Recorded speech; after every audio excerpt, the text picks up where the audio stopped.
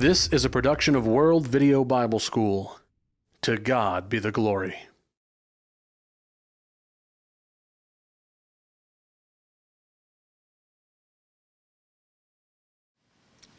Our two speakers are as follows. Kevin Cauley is a native of Texas. He has a family, wife, and several children. He's a graduate of Southwest School of Bible Studies and of UT Austin with a double major in philosophy and Greek there. And currently he's on the faculty for New Testament at Southwest School of Bible Studies and also a graduate student in the liberal arts program at St. Edward's in Austin. Dan Barker, to my left and your right, is co-president of the Freedom from Religion Foundation. He is author of several books. I have two titles to read: Losing Faith in Faith, From Preacher to Atheist, and more recently, Godless, How an Evangelical Preacher Became One of America's Leading Atheists. And I suppose those titles each contain a little mini bio in them. He was a frequent speaker and debater on issues involving church-state separation, skepticism, and the role of religious belief and secular attitudes in societies. The last word from me as moderator.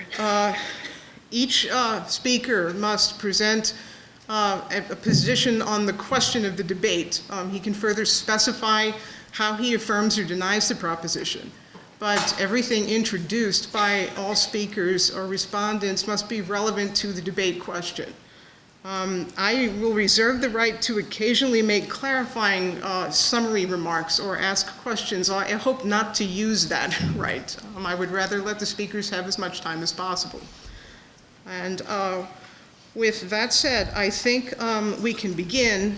And in our first pair of speeches, Mr. Barker will start.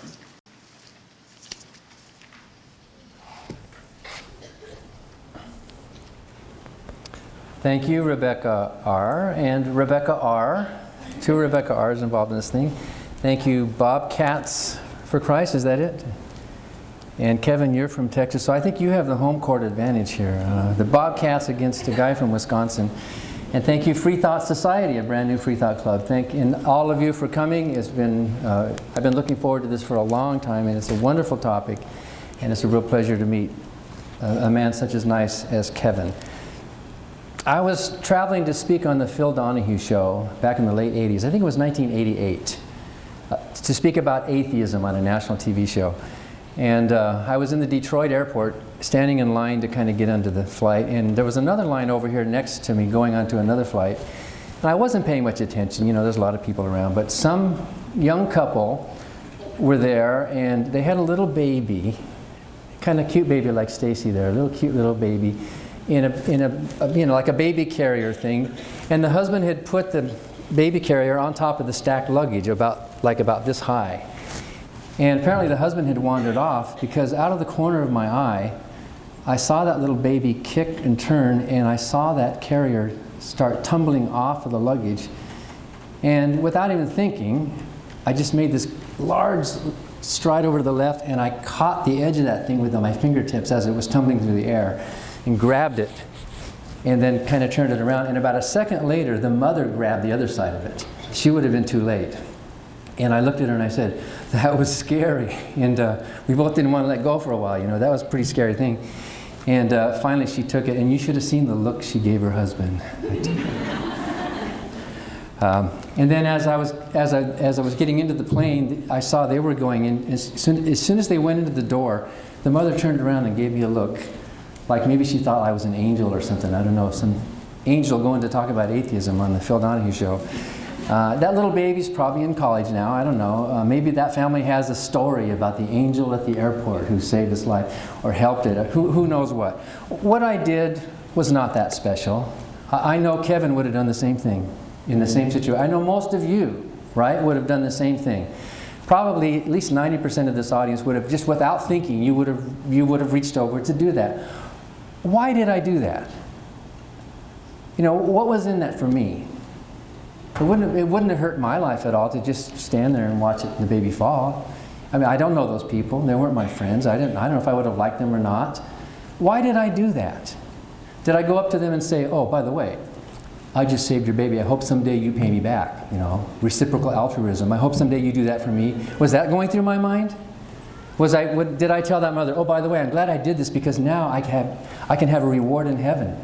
Or I'm glad I was good to you because now there's less risk of me going to hell and being punished because I was a good person. Would that have satisfied? Would she have cared even about my motives? When I was standing there before that happened, was I thinking about Jesus and about the need for moral absolutes? Was I thinking about Muhammad or Joseph Smith or Buddha? Was I contemplating, how can I be a good moral person? Was any of that going through my mind? No. Nothing was going through my mind. The side of my peripheral vision saw something and it just happened.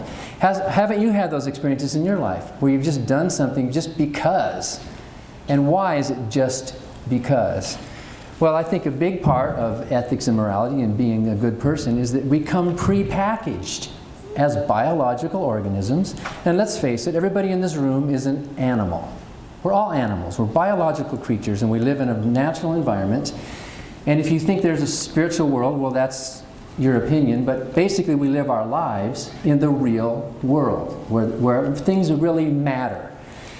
I wasn't thinking about should I be pleasing some creator father of mine and doing the thing that would give glory to this father, right? What happened was this instantaneous, instinctive thing. And many of us have had experiences in our life when we instinctively are just doing these. I mean, who wants to see a baby crash on the floor? I mean, really. Does that need any explanation? Before that thing happened, did I stop and say, wait a minute, let me weigh the relative merits of the consequences of my actions and see what would be better if that baby fell? No, let's see, there would be more harm in society. Would it be? None of that happened. There was no conscious deliberation in the brain. My biological animal that I am did that thing. Scientists now realize that kind of empathy, that kind of what we might call sympathy, is not limited to the human species. Other primates, especially chimpanzees, they will sacrifice, they will help, they will go out of their way, they will lick their wounds, they will cry, they will hug, and they will get together. Elephants do a very similar thing too. Elephants have this emotive way of dealing with other members of their species. Dolphins and whales have this kind of same basic biological urge, not only within their own species. There's even examples of there was a drowning old dog and a seal pushed it up into the land. Cross species helping of other people helping each other. Part of my premise tonight is that one of the reasons we are good is that we are programmed by evolution to be good. There is no such thing as original sin. I used to preach it as a minister, but I now realize that we are all a mixture. Each one of us contains the potential for immense acts of violence. We have these canine teeth. And if somebody's attacking my kids, you can bet I could be violent. Any one of you would be violent. Some of you need less pressing than others to be violent, but all of us are that. That's the way we are. We come with this mixture of this ability for violence. Look at the headlines. Look at human nature. But notice this. When you see some horrible headline, some heinous deed that somebody did, you go, oh my goodness, how could someone do that? What's the first thing we think? We think, that was so inhuman.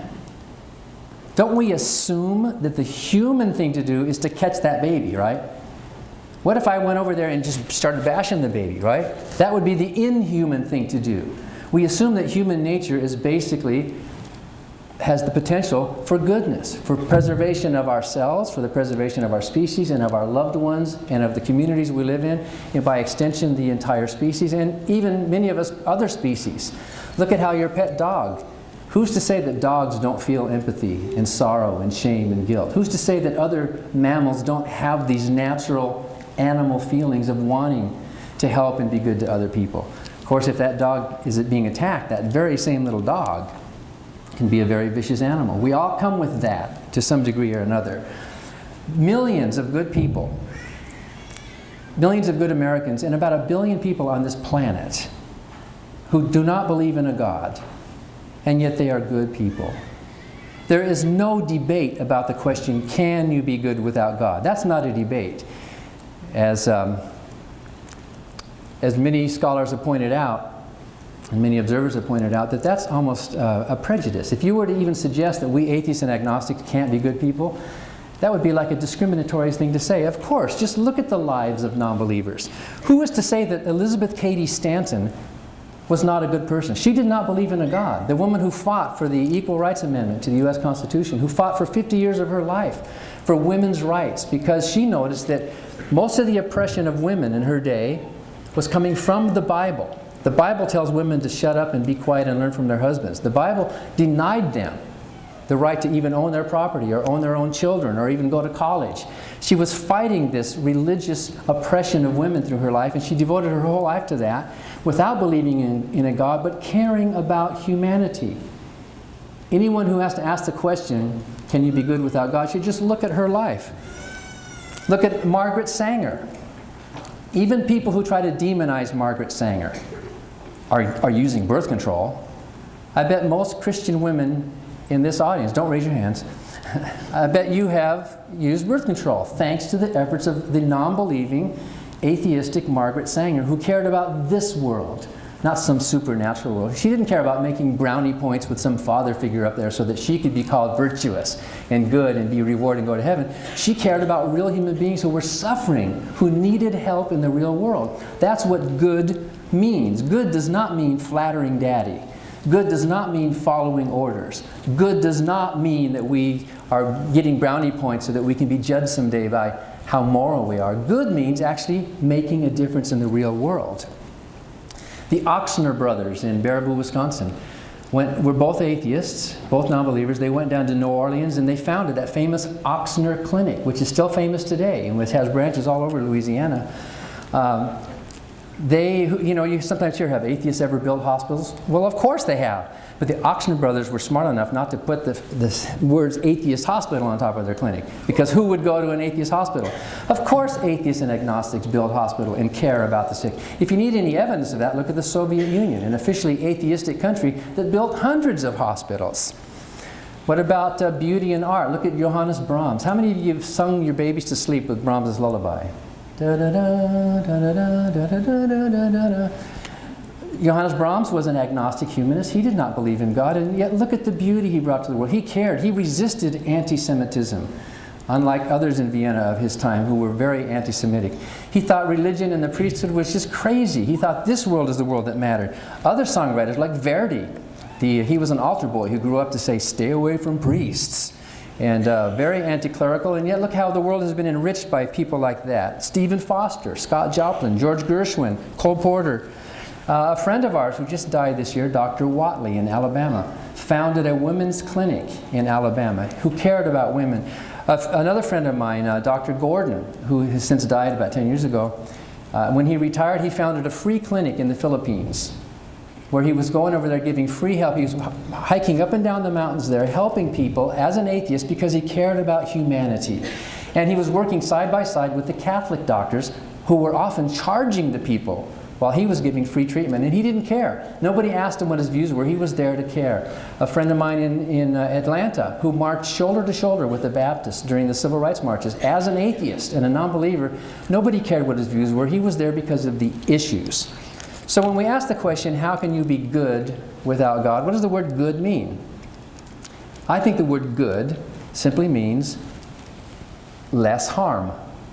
That's what we mean by good. What do we mean by being moral?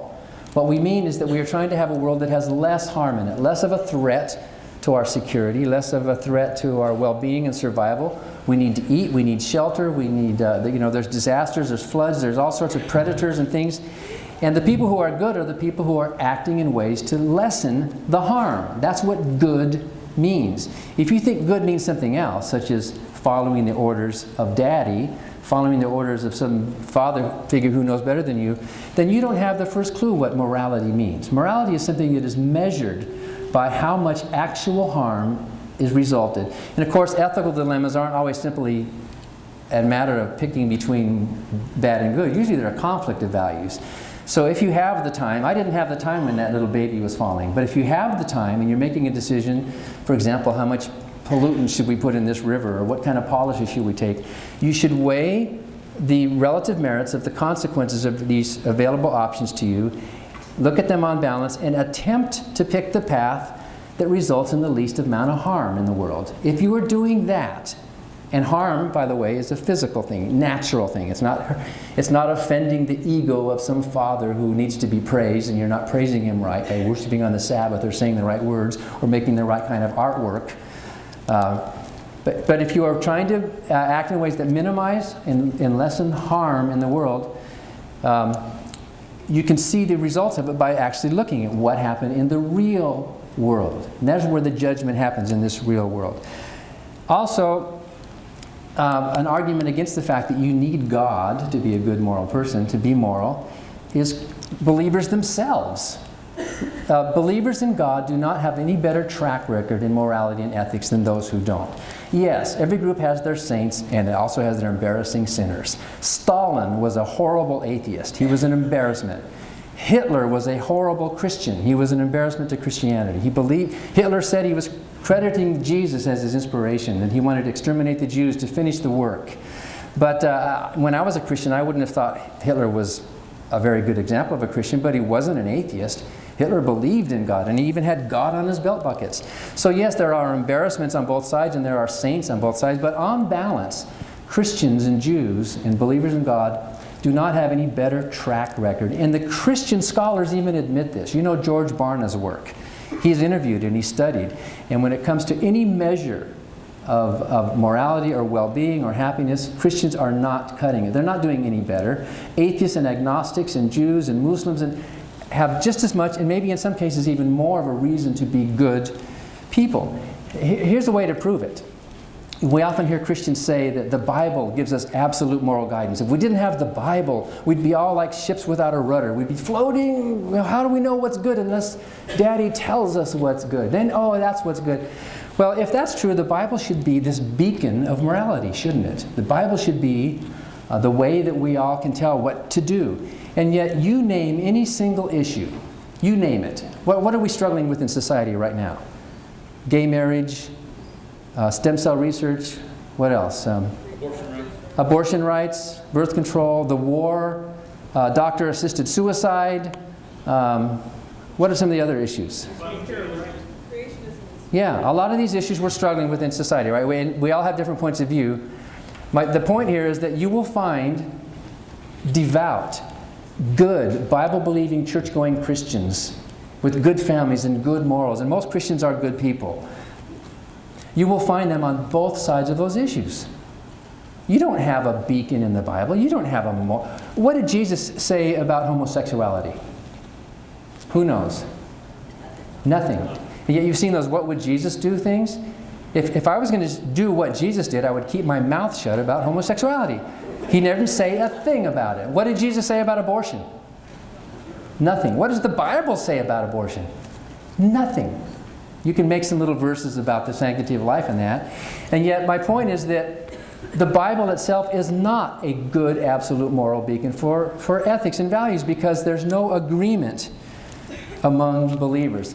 A lot of people say, well, all of these good values you're talking about as a humanist and an atheist. You know, we humanists and atheists, we want accountability and honesty, and we want love, and we want goodness. You know, we want all these things. And a Christian will tell me, well, that's Christianity, because Christianity wants goodness and love. So you're just borrowing from Christianity. And I say, no, it's the other way around. What those values that Christianity has, those are not Christian values. Those values that we're talking about, those are human values. Christians are welcome to share those values with us. Other religions have them as well. The fact that they are shared by almost all the religions shows that they transcend the religion. They are better than the religion. Those values that Christianity or Islam have that differ from the common set of values that we all have, those values are not good values. Those values are divisive values. The really truly Christian values that belong only to Christianity are not good. On balance, Jesus and Christianity have not provided us a positive moral guideline. And if you look at the moral teachings of Jesus himself, you'll find a few nuggets in there. Thomas Jefferson said it was like digging through a dunghill to find a diamond.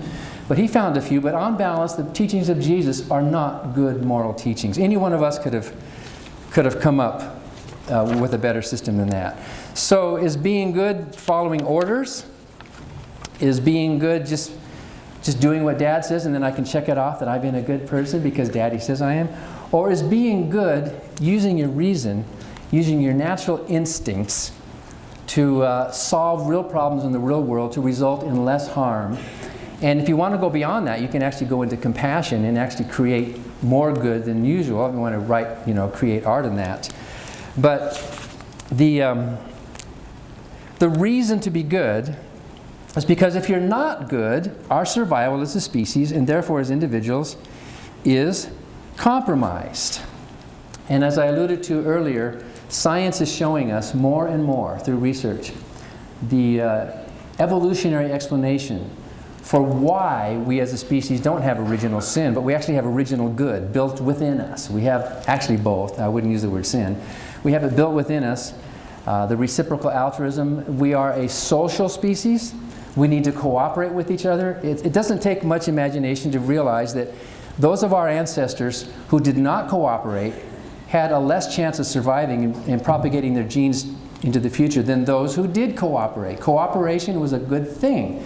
Those ancestors of ours who were better at taking care of their young infants, who were better at family love, and were better off at surviving than those who won't. So there was like a sieve. Evolution kind of weeded out that. And we are inherited from our ancestors this instinct. Thomas Jefferson was convinced it was an instinct, and he wrote a letter to John Adams at the end of his life saying, if virtue and morality depends on the goodness of God, then how do you explain the goodness of all these atheists? And Thomas Jefferson listed a bunch of atheists, Condorcet, D'Alembert, and a bunch of them. He said, these are good people. Wow, how do you explain? Morality must have some other basis than the love of God. If you are motivated to be good because of the promise of heaven, that shows how little you think of other people, doesn't it? If you are motivated to be good because of the threat of hell, that shows how little you think of yourself. What we humanists and atheists say, let's be good for goodness sake. Thanks.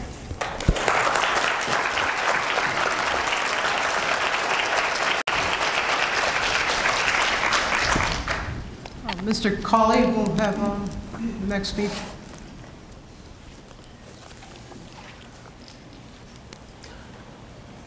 Good afternoon. I'm very pleased to see the good turnout today. There's quite a few people here, and very thankful for your presence. I'm very especially thankful for my moderator, for Dan being here today, and for the student panel who's going through those questions. Thankful to Jordan and also to the Rachel R. over there, and both Rachel R's, I guess, as well as Mr. Barker. So that we're very appreciative of all the efforts that have been made on everyone's part. It is my task at this point to respond to what Mr. Barker has said in the comments that he has made in the past 20 minutes. And I'm thankful for the opportunity. He started out by telling a story about a baby at an airport and the baby falling, and I can certainly appreciate that. I've got 4 children, and I know what you mean by trying to keep everything balanced all at one time. But he said you just react instinctively to those types of things. Well, I would say that there is within each one of us a moral disposition that has been placed there by an infinite, loving, and caring God who created us in His image. And it's because of that that we do the things that we do in such situations. Now, Dan wanted to point out, why did he save the baby? He didn't save it to merit heaven's reward or anything like that, or to avoid the pains of hell or anything like that. And I would just point out that neither do good Christians. Good Christians do these things because they love their fellow men and because they believe that love is the highest ethic and the highest standard. And that Christians will act in such a way because they have a love and concern for their fellow man. They see people as ends in and of themselves and not as means. And I think that's important because when we start treating people like means instead of ends, we get into a lot of problems. And we'll see some of those things as we discuss them further. Now, Dan wants to say it's just instinctual. You're just an animal like all the other animals that are out there. And he's a determinist in that regard. He thinks we just act upon instinct. We're just controlled by our physical environment. And that there's nothing that you can really do other than that. And he has made that statement in the past that he is a determinist. But I would like to point out that science has recently proved that free will exists. In fact, in The American Scientist, volume 92, in an article, Free Will and Free Won't by Obie and Haggard, they write the following. The fact that conscious awareness of intention precedes movement by a couple of hundred milliseconds mean that a person could still inhibit certain actions from being made. Let me translate that for you into Mr. Barker's example. What that means is that at the moment Mr. Barker saw that carriage start to rock, he could have either responded in a way that would be moral by going over there and grabbing it, or he could have responded in a way that would have been immoral by doing nothing. And science basically has said that we have the ability not to react to things that surround us. Now, in that we have that ability, that makes us fundamentally different from the animal world. You see, an animal can't do that. An animal can't go out there and say, I think I won't react to my environment today. You know, animals don't do that. Whatever their environment does, then they react to it. Action and reaction, that's all they are. But there's a difference in humans, in human persons. We have the ability to say, I am going to react in a moral way, or I'm not going to react in a moral way. And that's what this study in the American Scientist, volume 92, Free Will and Free Won't, proved. And so I would exhort you to take a look at that and look at those things some more. Now, Mr. Barker likes to go and quote from Jefferson quite a bit, and I have some of my own quotations from Jefferson that I would like to balance out his presentation with. I would like to point out that he quoted from the letter to Thomas Law that Jefferson that he cited, that Jefferson wrote to Thomas Law. And he said in that same letter, in which Jefferson said, you know, I think, how do you explain how these atheists can behave well? He says, I think it's just instinct. But then Jefferson said this. He said, the Creator would indeed have been a bungling artist had he intended man for a social animal without planting in him social dispositions. Now I want you to hear what Jefferson said, because Jefferson was a theist. He believed in God. And he said that the reason why atheists and others behave the way that they behave is because the Creator placed it within them. And so I think that's an important point. In the same letter, Thomas Jefferson said this, quote, morality in man, shows how necessary was the care of the Creator in making the moral principle so much a part of our Constitution, as that no errors of reasoning or of speculation might lead us astray from its observance in practice. And so Jefferson disagrees with Mr. Barker as to the source of morality. Again, Thomas Jefferson, in a letter to William Canby in 1813, wrote the following, and he criticized Christianity and he criticized the Bible and the ethic of Jesus, but I like to point out that something Thomas Jefferson said. He said, of all the systems of morality, ancient or modern, which have come under my observation, none appear to me so pure as that of Jesus. He said that the philosophy of Jesus, the morality of Jesus, that his system of morality, quote, was the most benevolent and sublime probably that has ever been taught, and consequently more perfect than those of any of the ancient philosophers, in his letter to Dr. Joseph Priestley in 1803. Now, I would like to respond to some of the other things that Mr. Barker has said in that regard. He says there are good people who are atheists out there in the world, and we won't disagree with that, because certainly there are some atheists who are able to do some good things.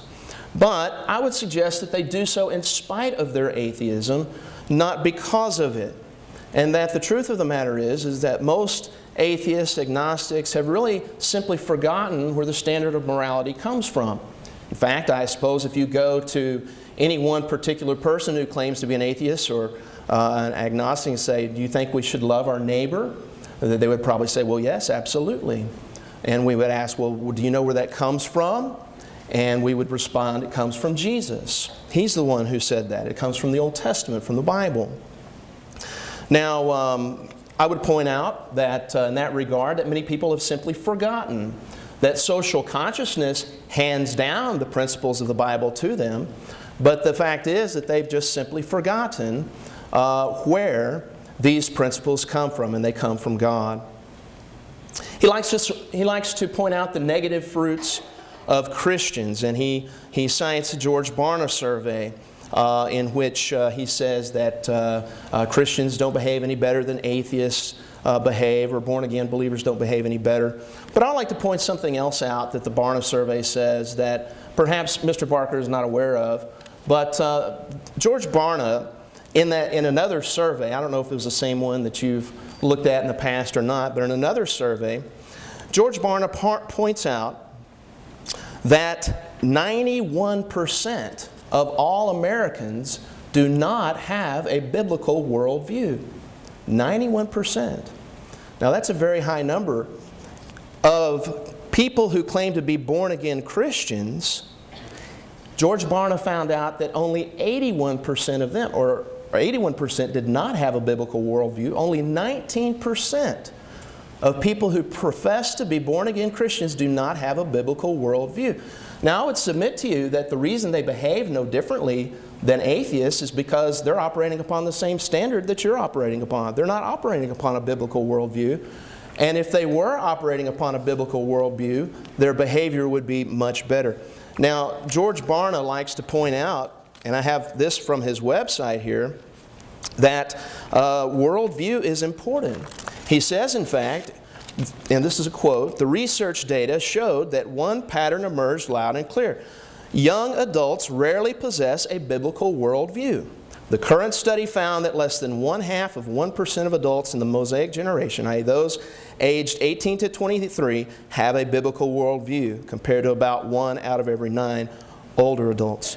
Now, Barna believes that a biblical worldview makes a difference in a person's life. He says, ongoing research by the Barna Group on these matters consistently demonstrates the powerful impact of a person's worldview has on their life. A worldview serves as a person's decision-making filter, enabling them to make sense of the complex and huge amount of information, experience, relationships, and opportunities they face in life. So, Mr. Barker, I think you're mischaracterizing the Barna surveys and misrepresenting actually what they're saying. So, and another point that he makes is that Christians disagree. That Christians disagree. And I would like to point out that simply because someone disagrees about something doesn't mean there's no absolute standard of truth. Now, suppose I said that 2 + 2 = 5. Well, of course, I would not be right. But does my disagreeing with you on that point change the standard? Does it change the fact that 2 + 2 = 4? No, it does not. Would it change something like the law of non-contradiction? That this podium is both this podium and not this podium? Or that it's not, I'm sorry, I misspoke. That this podium can't be both this podium and not this podium. If I disagreed about that, does that mean that this is not a podium? No, of course not. Simply because people disagree about something does not mean there's no absolute standard. And in fact, Mr. Barker agrees with that. He says in his book, Godless, that truth is truth. It doesn't matter what I believe about it. And I agree with that, Mr. Barker. And so disagreeing Christians doesn't prove anything. He points out how the Bible doesn't talk about different moral issues of the day. But I would point out the Bible doesn't say anything about smoking crack cocaine either. But surely we're not going to say the Bible justifies that simply because it doesn't mention anything specifically about it. It doesn't. It forbids anything that would cause one not to live a morally pure life. He says the Bible is a poor moral standard, but I'd like to point out that he takes the things that he says about the Bible out of context. It would be like going to the plays of Shakespeare and looking at Romeo and Juliet, and you know where Romeo says to Juliet, "Oh, soft, what light through yonder window break? It is the east, and Juliet is the sun." It would be like taking that passage so literally that we're saying, well, Romeo just considered Juliet to be a big hot ball of burning gas. That's all she was. Now, we know that that's not what Romeo meant by that, of course. And so we've got to understand the Bible in the context in which it is given. Now, I would like to offer some criticisms about the primary reason that he gave in reference to the idea that we can live morally without God. And really the primary reason he gave is his system of minimizing harm. I would like to point out that this minimizing harm is a utilitarian ethic. It's utilitarianism, and that's the ethical system that Mr. Barker has adopted. And I would like to point out some criticisms in that regard. First of all, what is the logically sound argument that calls for the conclusion that we must always act so as to intend to minimize harm? Is that something we must always do? I would like for Mr. Barker to address that. Dan is on the record as saying this in a speech that he made. He said, if we choose and you don't have to, he says, I don't think there is a moral imperative, but if we choose to be moral, then those of us who intend to act in ways that minimize harm are the ones who can be called moral or ethical. He made that speech at the University of Minnesota in 2006. So you don't have to choose to be moral, according to Mr. Barker, but you may. You may make that choice, but it's just a choice like getting, combo number 1 or combo number 2 at McDonald's, according to that. So, but there's no obligation to it. Now, I would like to point out some other things in reference to Mr. Barker's ethical system as well. Some more criticisms about this. And another one of the criticisms is this. What is the logically sound argument? One of the things that utilitarianism says, and John Stuart Mill said this, he's the father of utilitarianism, he says that the end always justifies the means. And when you get into a system of minimizing harm in reference to the end justifying the means, John Stuart Mill is the authority on utilitarianism. He's the guy who pretty much brought us modern day utilitarianism today. And he pointed out that when you get into that, or I'm going to point out that when you get into that kind of thing, that there becomes no action that is intrinsically, that is in and of itself, that is either right or wrong. Because all actions become subject to whether or not your intention is to minimize harm, whether or not the end justifies the means. Mr. Barker, if you had seen that baby about to fall and there was someone in the way, would you have knocked them down to get over there to try to prevent that baby from falling? Would you have acted unethically toward another person so that you could act ethically toward that person? I think that's a good question that you need to address. You see, if there's no action that is intrinsically wrong, then we need to ask this question. And one of the questions we need to ask is this. Is there ever a situation in which you would do something that's considered to be morally unethical in order to minimize harm? Would you, if you could minimize harm by doing so, would you sexually molest a 4-year-old child? I hope you wouldn't. I hope you would abandon your ethical system. But Mr. Barker is on the record as saying you cannot name an action that is always absolutely right or wrong. Now, he said that in the debate that he had with Peter Payne. Well, I think the audience would like to know, Mr. Barker, whether you would suspend your ethical system if it meant causing to minimize harm in some other way. What if the majority of people decided that minimizing harm would be best served by committing genocide? As long as they were intending to minimize harm, then would you say that their actions were moral? Mr. Barker's on record as having said that if a person intends to minimize harm, then he's a moral person. What about your formula for utilitarian behavior? Other utilitarian ethicists have offered other formulas. Produce only good consequences, maximize good consequences, avoid all bad consequences, minimize bad consequences, produce the greatest happiness for the greatest number, maximize the net balance of good versus bad. Well, why is your particular formula in the utilitarian system, why is your particular formula the formula we must adopt as an ethical standard as opposed to these others? Why are they wrong and yours right? I would like for you to address that question. What if the best minimization of harm could be accomplished by rejecting atheism? Have you ever thought about that? Dan Barker in his books say that Christianity does great harm. But I would like to point out that atheism has done greater harm to the world over the past 200 years than Christianity has done over the past 2,000 years. In fact, Dan, you should reject your atheism by the standards of your own ethical system because of the great amount of harm that atheism has done in the past 200 years. Now, he can't disagree with that. He knows that Stalin was an atheist and he did horrible things, as well as Mao and Pol Pot and Tito and Napoleon and all those guys. They were atheists, and they slaughtered millions of people in the name of their atheism. In reference to another criticism that I would like to make from Mr. Barker is that utilitarianism is a shallow ethical system. If one is serious about minimizing harm, then one would be required to know all the possible outcomes of events that are going to transpire in space and time. In order to minimize harm, you need to know what is going to occur next. And so we need to and he says in his book, try to be as informed as possible about the likely consequences of the actions being considered. Well, in order to perfectly minimize harm, you'd have to have perfect knowledge of all things. So the last point I want to make is this, that Dan's ethical system conflicts with his determinism.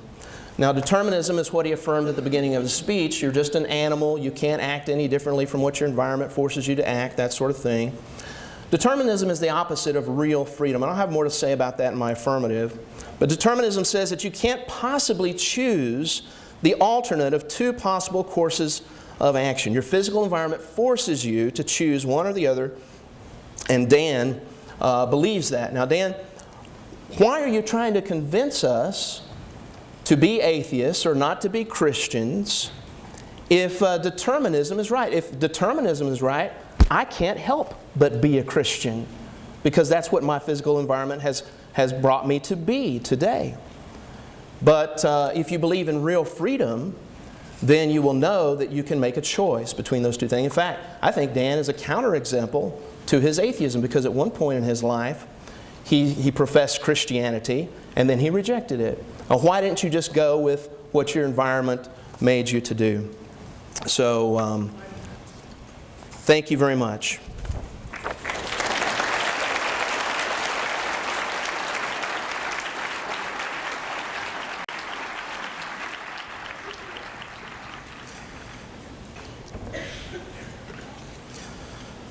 Well, once again, I'm very happy to stand here and to defend concept or idea that morality comes from God.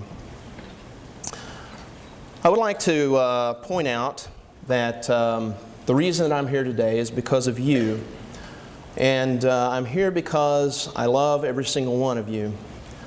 And the Christian ethic of love compels me to do what I'm doing today. I love Mr. Barker. And I want him to know that as well. I also want you to know that I'm not coming from the same background as Mr. Barker came from. He likes to say in some of his speeches sometimes that he used to profess Christianity. He was just like me or just like any other person who professed Christianity. And I disagree with that. He talked about original sin in his affirmative statement. And you know what? I agree with you, Mr. Barker. Original sin is wrong. The Bible does not teach that. And I do not believe that doctrine. And so I would like to point out that that may be one difference between what I believe about what Christianity says and what Mr. Barker at least one point said. Now, it is my task at this point to be in the affirmative. And so I'm going to defend a proposition that I would like to talk about here in a moment. I'm going to press my point. Now, it's not because I have any personal animosity toward Mr. Barker, toward the Free Thinkers group. I believe in thinking about things, and I believe in rational thought. And I hope to show that here in a moment. I'm going to set forth documented evidence for my affirmative case as well. And I would like for Mr. Barker to respond to this documented evidence. My proposition is this, that human persons are obligated to behave morally only if God exists. Now, obligation is important in this sentence because it means that we have a sense of oughtness, that there are ways that we must behave in, and that it's not just a matter of one situation versus another situation, that there are some actions that are always absolutely right, and there are some actions that are always absolutely wrong. And I would like to affirm this particular proposition through this following logical argument. If human persons are obligated to behave morally, then God exists. And I'm going to affirm that human persons are indeed obligated to behave morally, and that therefore God exists. Now, I would like to point out the contraposition of my major premise. This is a logical argument. The major premise, the contraposition, it's a logical rule of equivalence. And the contraposition is this. If God does not exist, then human persons are not obligated to behave morally. Now, I'd like to point out what some atheist thinkers have said in that regard. Jean-Paul Sartre was an atheistic existentialist thinker of the 20th century, and he wrote the following, quote, Dostoevsky once wrote, "If God did not exist, then everything would be permitted." And that, for existentialism, is the starting point. Everything is indeed permitted if God does not exist, and man is in consequence forlorn. He then wrote, quote, "Nor, on the other hand, if God does not exist, are we provided with any values or commands that could legitimize our behavior." In another one of Sartre's work, he wrote the following, quote, "Nothing, absolutely nothing, justifies me in adopting this or that particular value, this or that particular scale of values. As a being by whom values exist, I am unjustifiable." Sartre said, you cannot justify any values, you cannot justify any scale of values. That as a being by whom values exist, I can't be justified. Anything is permissible. That's what Sartre said.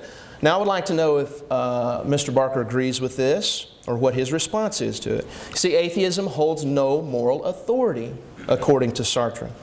Friedrich Nietzsche was another atheist of the 19th century. He wrote a lot of things. He was opposed to Christianity. But in his book, Human, All Too Human, he wrote this, quote, "Man may act as he can, that is, as he must, whether in deeds of vanity, revenge, pleasure, usefulness, malice, cunning, or in deeds of sacrifice, pity, knowledge. His powers of judgment determine where a man will let this demand for self-enjoyment take him." I want you to notice three things about this quotation. Number one, that he equates the acts of malice with acts of pity, and that it's all based upon self-enjoyment. In essence, what Nietzsche is saying is that all actions are morally equivalent. The end always justifies the means. And so Nietzsche says we have no moral authority to say any one action is any better than any other. Now, does Dan agree to that, or does he disagree with Nietzsche on that point? Dr. Dawkins, the man who wrote the introduction to Dan's book, Godless, in Dr. Dawkins' book, River Out of Eden, wrote this, quote, "In a universe of blind physical forces and genetic replication, some people are going to get hurt, and other people are going to get lucky, and you won't find any rhyme or reason to it, nor any justice. The universe we observe has precisely the properties we should expect if there is at the bottom no design, no purpose, no evil, and no good. Nothing but blind, pitiless indifference.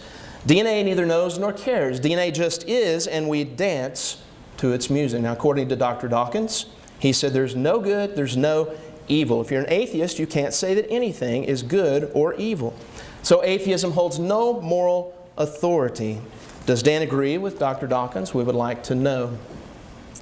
Now, in Dan's book, Godless, he says toward the end of the book, there is no purpose of life. And in that point, he agrees with Sartre and Nietzsche. He's a nihilist like them.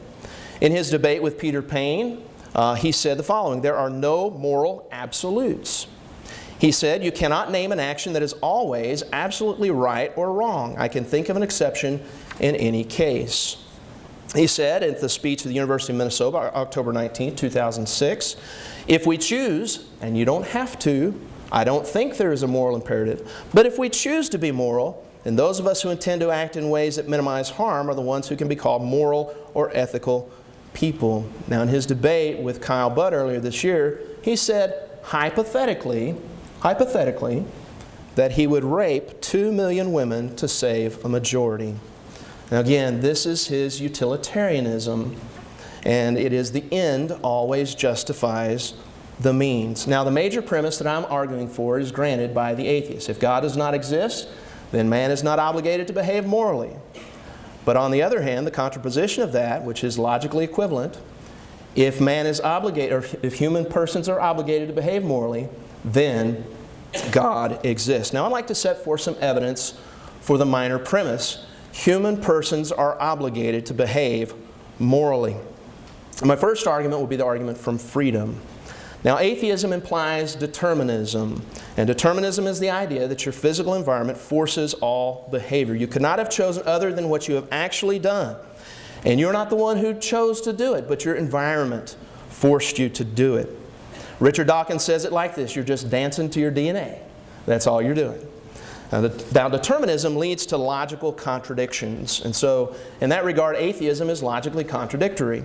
The evolutionary biologist J.B.S. Haldane figured this out, and he said, quote, if my mental processes are determined wholly by the motions of atoms in my brain, I have no reason to suppose that my beliefs are true, and hence I have no reason for supposing my brain to be composed of atoms.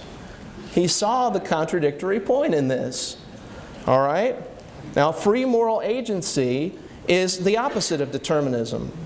And it is the idea that we can choose, really choose, contrary to the pressures of our physical environment.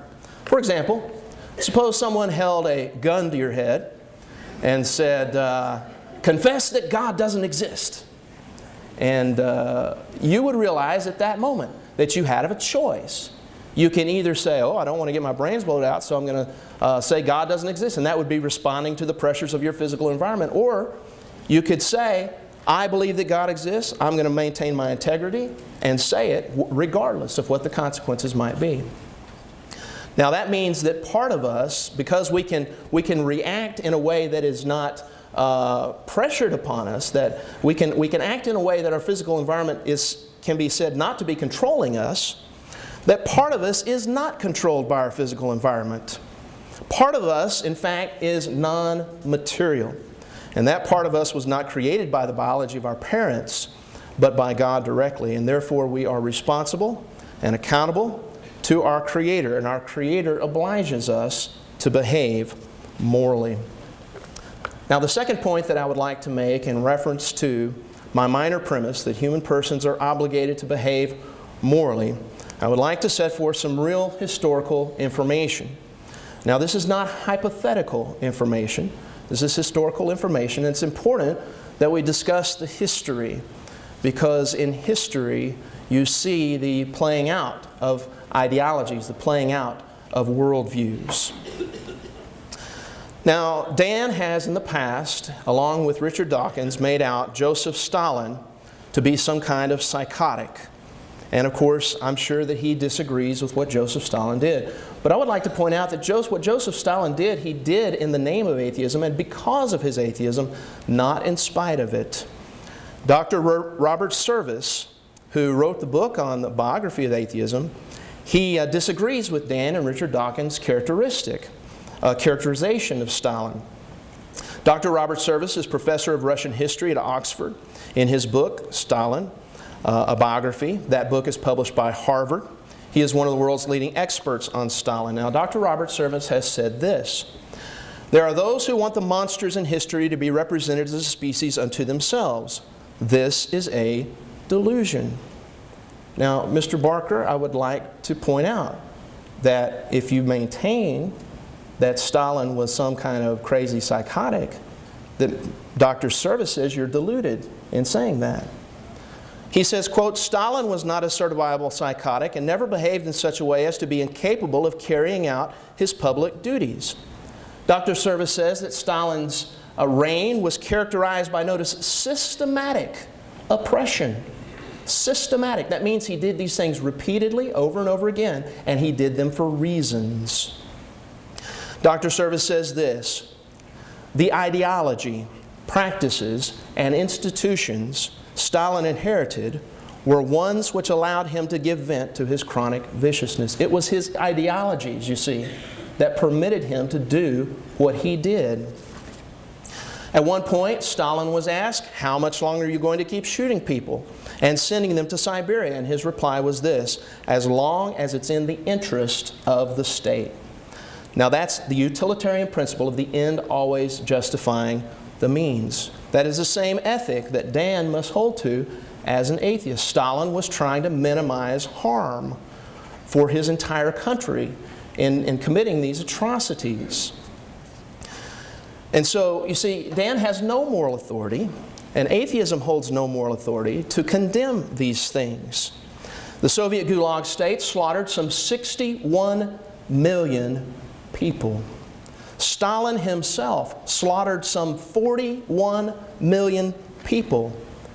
During the forced famine of 1932 to 1933, 6 to 8 million people were starved to death. They call it the Holodomor, death by starvation. Now, it was not because there was not enough food. The Encyclopedia Britannica says there was more than sufficient wheat to feed all these people. But Stalin did what he did because of his ideologies.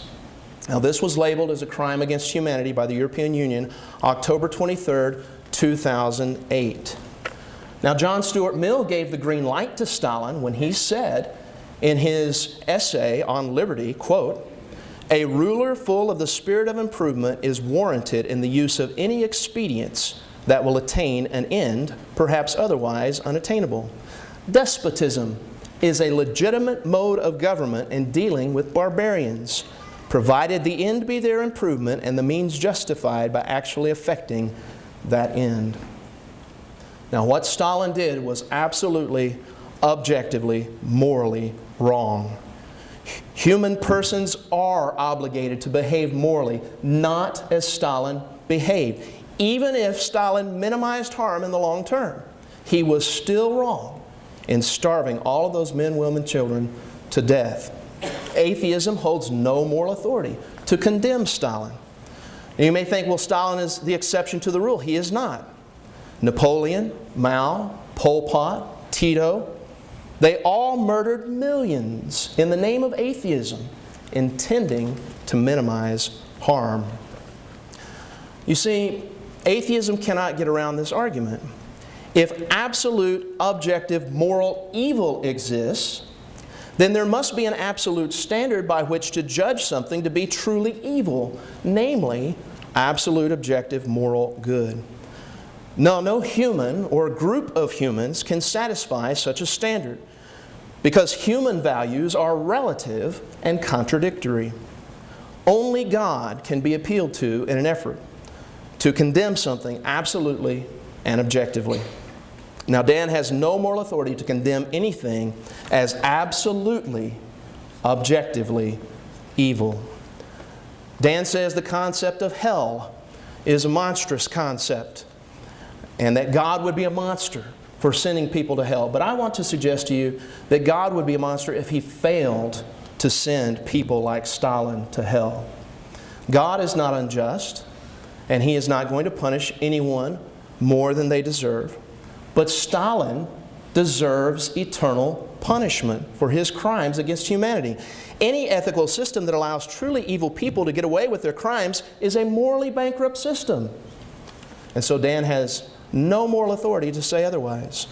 Now, Stalin starved to death 6 to 8 million people in the name of his ideology. He was intending to minimize harm for his nation. Is it morally wrong to murder someone in the name of ideology? Christianity says it is. But Sam Harris, in his book, The End of Faith, says this: some propositions are so dangerous that it may even be ethical to kill people, now watch it, for believing them.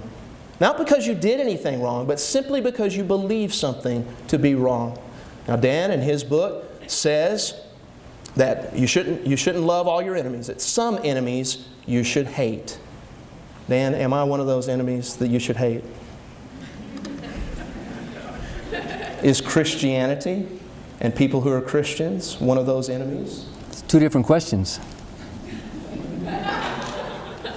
Now, I'd like to point out a key difference between Christianity and atheism.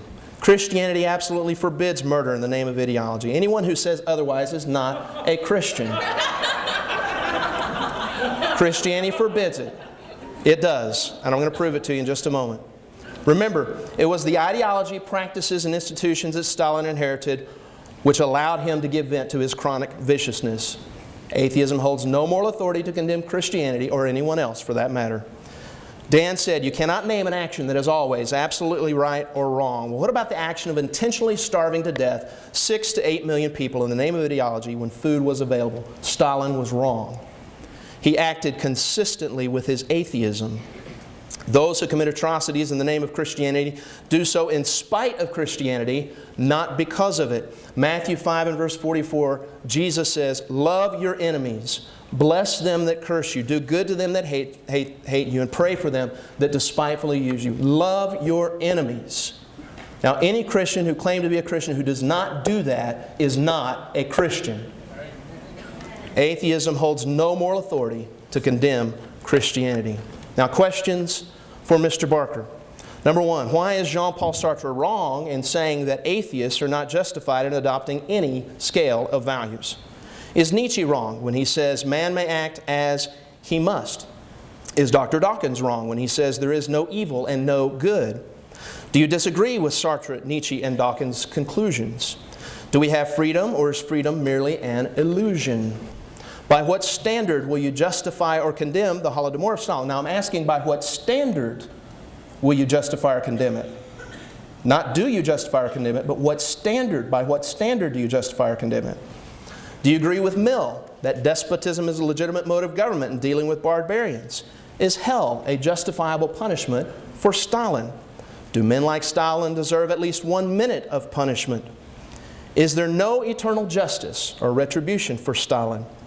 Can you conceive of a situation in which you would murder someone in the name of your ideology? Would you murder someone in the name of your ideology? Was it absolutely, and here's the question I want him to deal with, was it absolutely morally wrong for Stalin to starve to death 6 to 8 million men, women, and children, even if it minimized harm in the long term? Thank you.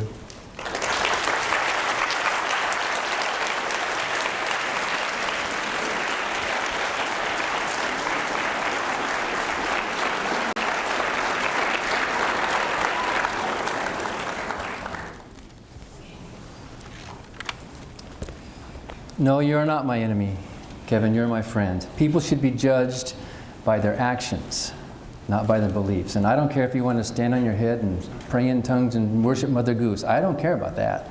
But it's your actions that make you a good person or a bad person. And as far as I can tell, you are a good person by your actions. And I consider you a friend. However, if you started coming at me with an axe in the name of Jesus, that might be slightly different. Kevin has made, by my count, at least 5 straw man arguments tonight. And by my count, at least 6 actual errors. And in 20 minutes, I'll see what I can do about these. My position is not utilitarianism.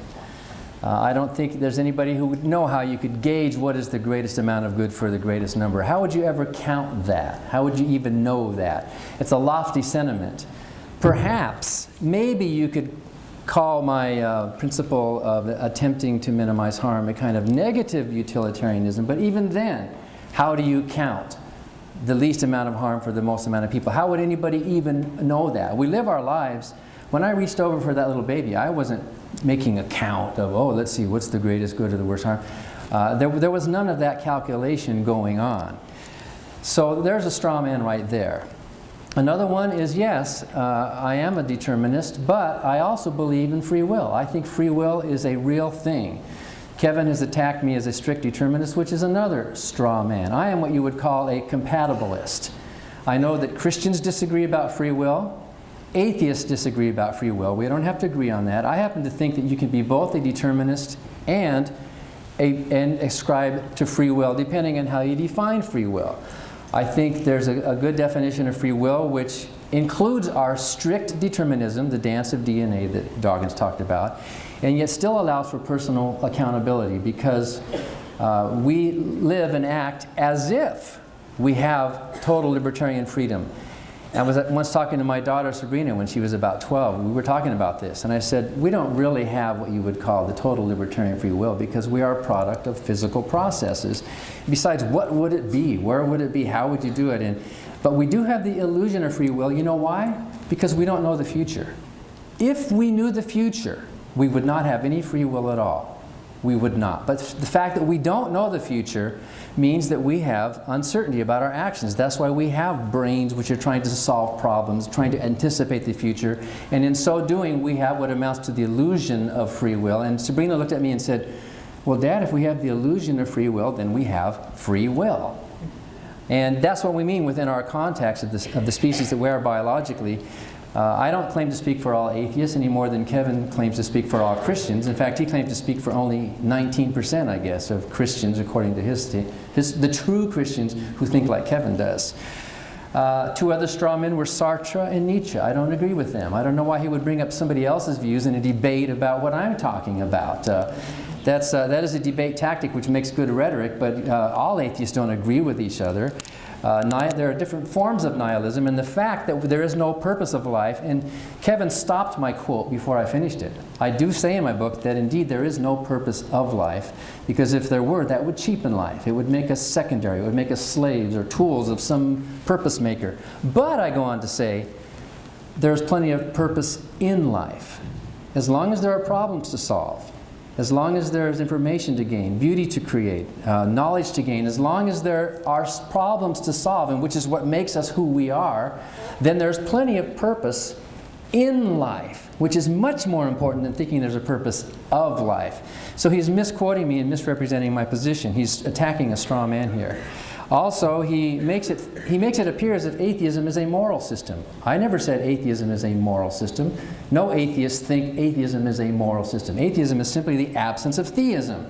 Most atheists are humanists. Most atheists that I know. But you don't have to be a good person to be an atheist. Atheism doesn't make you a better person.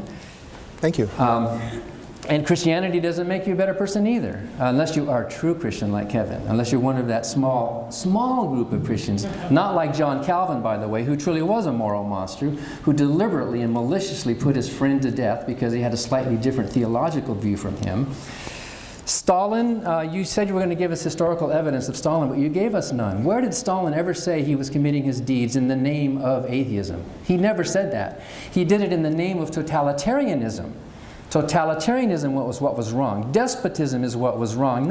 He didn't get up and say, like the Crusaders or like the Inquisitors, we are doing this in the name of God. Not like Stalin, who said, Gott mit uns on our belts.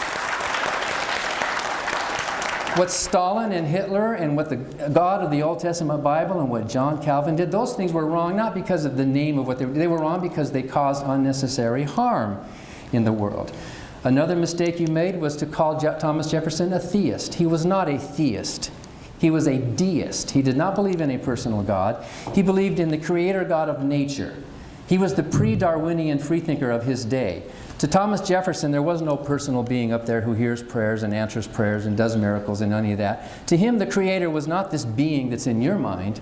To him, the creator was basically nature. He was basically saying what I'm saying. We are endowed by our creator, evolution. We are endowed by our creator, our natural environment, the DNA that we have, with certain inalienable rights. And think about that.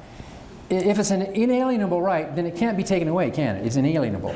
Well, then if it's inalienable, it could not have been endowed, because if you endow something, you have the ability to unendow it. So his comment basically is saying there is no really endower up there. We basically possess our natures as human beings. Many other animal species have shown to actually stop and consider before they react. chimpanzees especially, ravens even, dolphins have been shown, they've done many tests to show that many of these species are going to act instinctively, but then they stop when they consider the social consequence of many of their actions. I'm reading a wonderful book right now that I have here by Franz de Waal called The Age of Empathy, showing that many species, including us, do have that ability within us to stop and think and weigh the consequences for myself, for my offspring, for my family, for my tribe, for the community that I live within. So that is an outright error. Many species do stop and deliberate and think. They're not just pure automatons. I don't know if I would say dolphins have free will, but maybe by my definition of free will, they certainly seem to act like they have free will. But Dawkins, I think, was right. There is no good and no evil if we're using capital letter G and a capital letter E. There is no cosmic evil and cosmic good. There is no such thing. Good and evil are with the lowercase letters, and morality with a lowercase letter has to deal with how we live our lives in the real world. And by the way, notice that neither in his rebuttal nor his opening statement did Kevin ever define the word good. He talked a lot about the standard.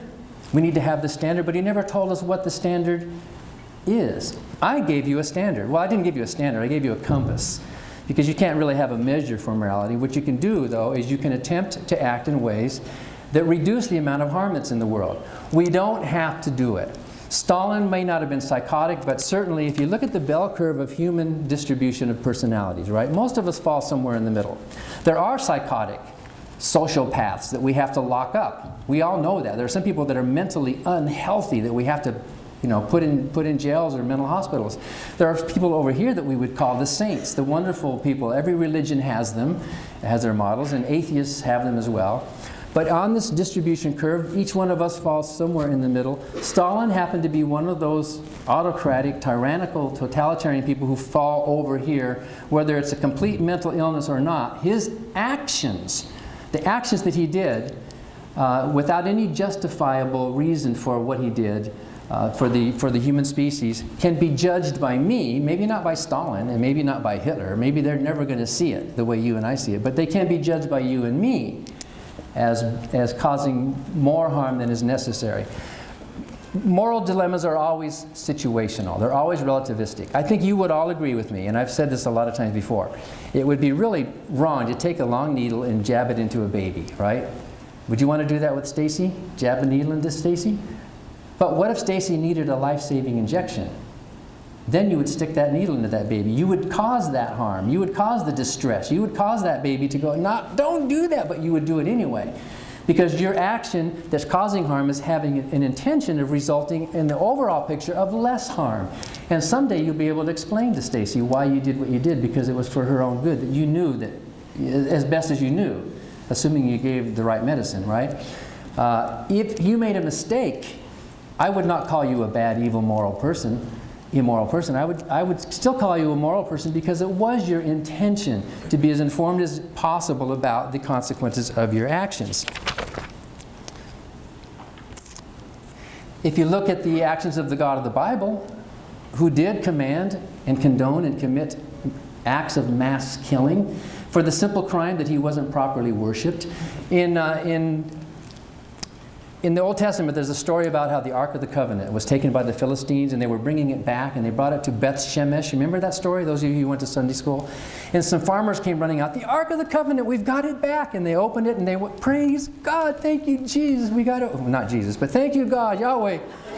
That was my Protestant upbringing. Thank you, Yahweh, we have it back. And you know what happened in that story? They weren't supposed to look in the Ark of the Covenant. And you know what happened to those farmers? They were killed. And guess what else happened? 50,000 people in Beth Shemesh were put to death. Why? Because they failed to worship God the right way. They offended God. What was their harm? What was the action in doing it? Suppose one of my kids would write me a birthday card and saying, Daddy, I love you. But they spelled the word love L-U-V. And I said, you made a mistake. You spelled it wrong. 50,000 people in San Marcos have to die. Because you didn't worship me the right way. Talk about totalitarianism. Talk about a megalomania. Talk about a brutal dictator whose vanity is so fragile that if he's not worshipped the right way, if we don't worship on the Sabbath or if we say the wrong words about him, he has to kill 50,000. Well, we know, by the way, that's a lie. No village in those days had that many people in it. Even Jerusalem at that time of history only had about 4,000. So the Old Testament writers are exaggerating. They're basically telling a lie to make their God look really scary so that we'll all obey this being.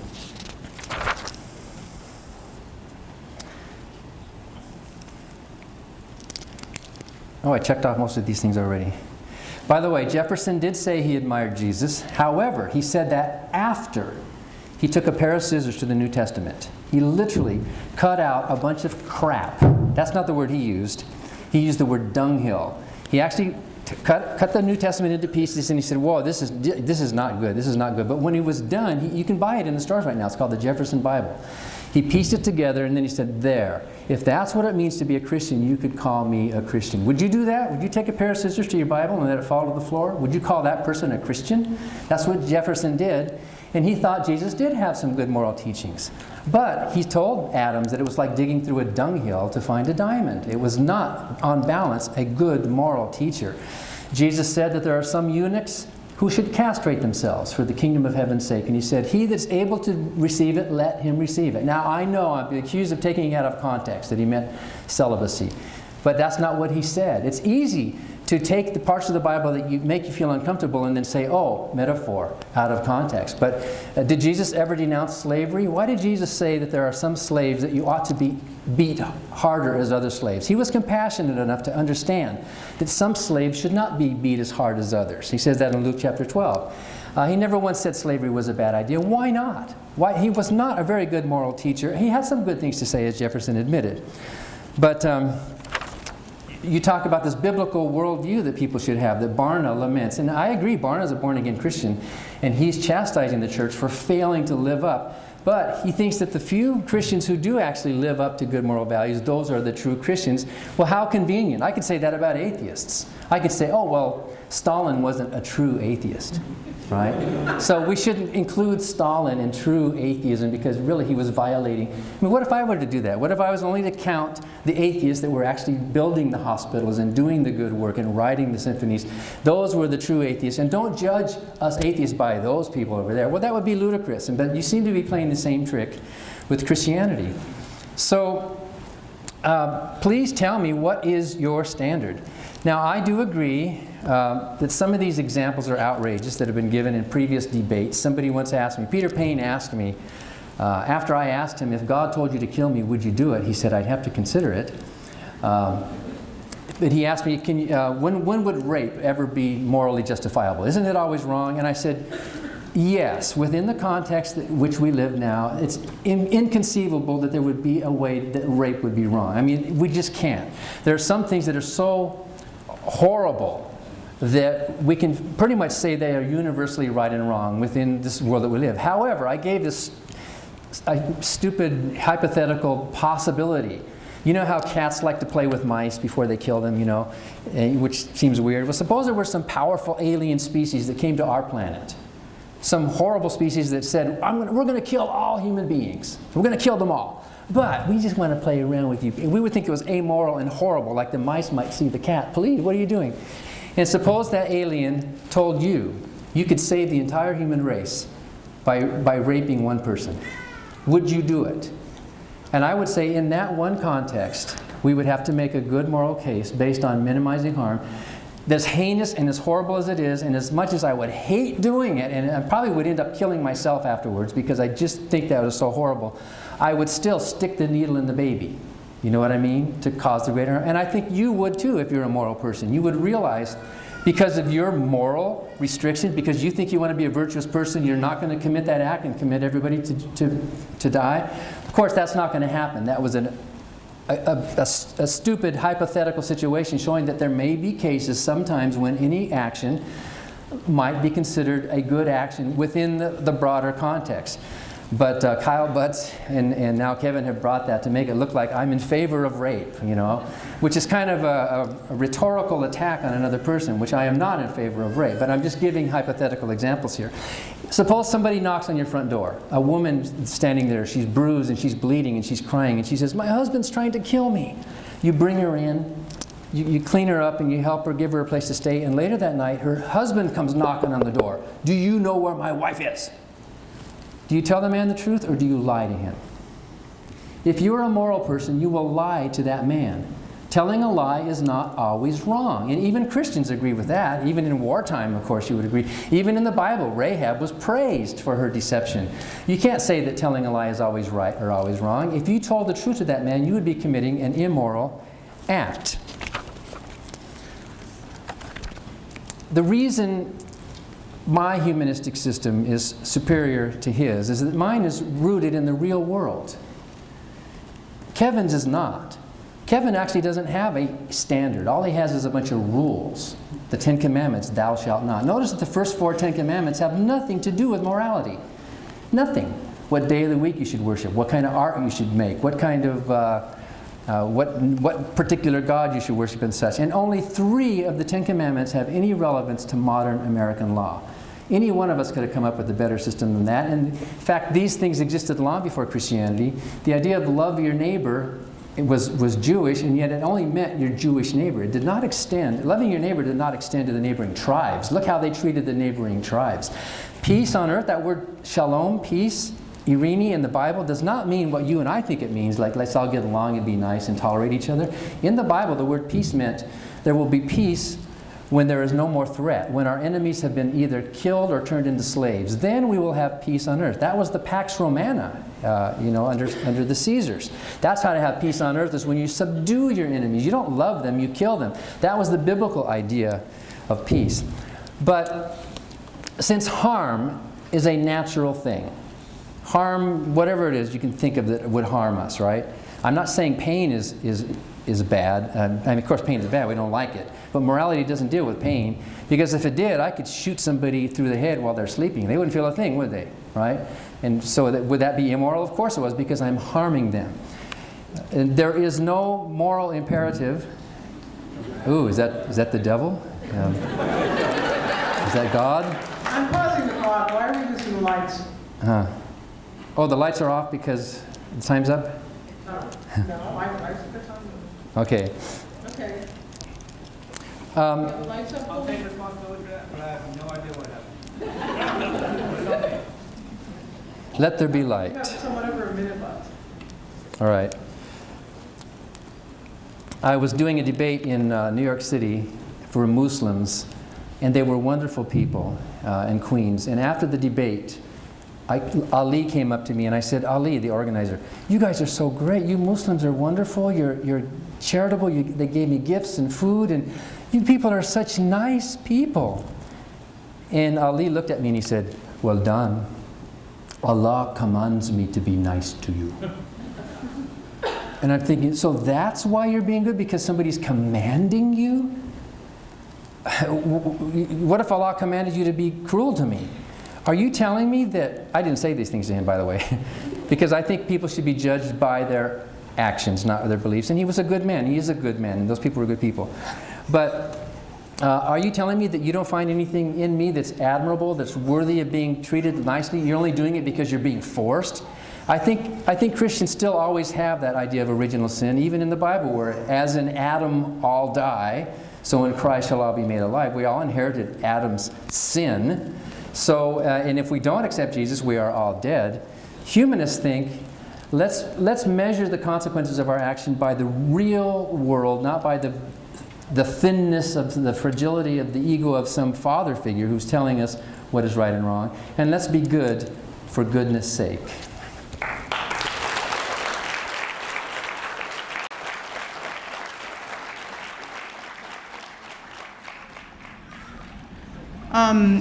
Here's the first question. I would direct it to Mr. Collie at first, and Mr. Barker can respond. The writer did not direct it to either one of you. It's titled, Classic Platonic Dilemma. Does God love virtue because it is good, or is virtue good because God loves it?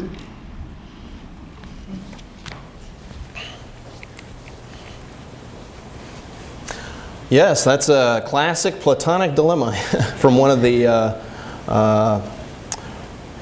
works of Plato. So the answer to that question is neither one. I'm going to escape through the horns of the dilemma on that one and say that something is virtuous because it is in harmony with the character and the nature of God. And so it's not because God says this is right, as if He's some cosmic dictator, just dictating what's right and what's wrong. That's not right.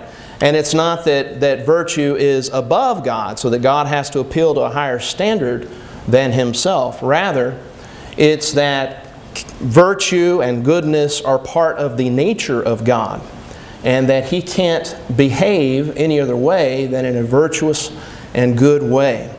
And so, because God is infinitely virtuous, infinitely good, He is always going to do the infinitely right thing.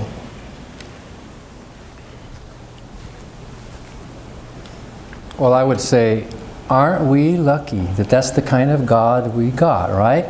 He could have been some other God. He could have been some other... What if God committed deliberate acts of unnecessary harm? By definition, you would have to say that was virtuous. Those of us who are outside of your system, we are able to judge with our own minds, even your God, to decide whether we think that God is worthy of our admiration and our respect. And you're asking us non-believers to accept Christianity. When I look at the God that I see in the Bible, I say, no, thanks. I think I might prefer to spend an eternity in hell than pretend to worship such a monster who would commit mass genocides, whose ego is so fragile that he has to be worshipped in a certain way. I'd be ashamed. I would not want to spend an eternity bowing down before this person. I am judging by a standard outside of God and better than God and higher than God because it's a real standard. It's harm in the real world. And if your God does something that I find despicable, I will say so. And if He wants to be a big macho man and send me to hell because I don't respect Him enough, let Him do that. If He does exist and I die and I go to heaven and I meet this God, I might have to say, well, God, you created hell. You go to hell. You're not worthy of my respect. I have better sense of value and morality than you do.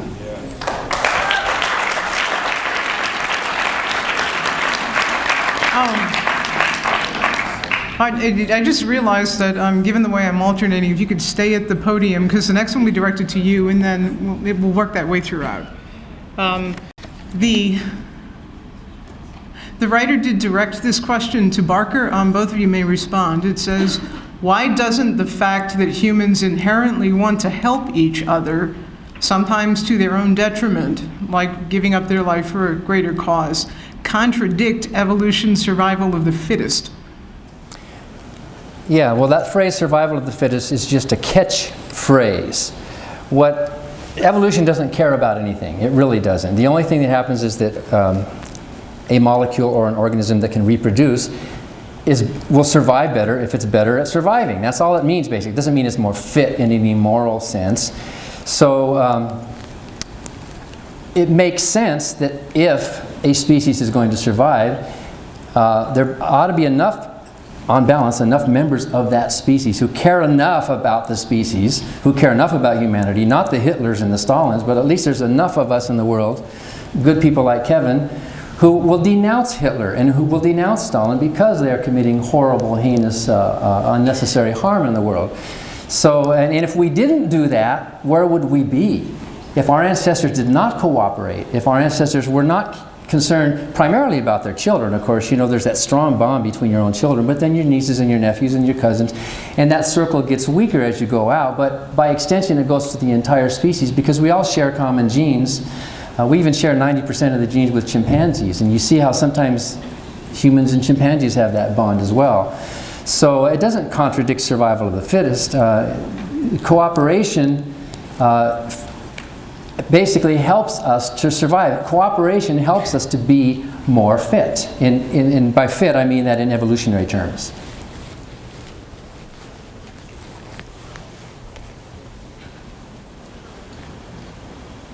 In reference to survival of the fittest, it would seem that each individual person would be the one who would be surviving in the Darwinian scheme of things. That's the individual unit or animal that would want to survive, as opposed to some broad social consciousness of survival. That enters nowhere into Darwin's theory on that. And I would like to also take a moment to say that when Mr. Barker judges God to be immoral and unethical, by what standard, by what objective, absolute standard do you judge him to be so? If God simply came down here and said, now, Mr. Barker, I was intending to minimize harm, you would have to say he is a moral God by your own standards.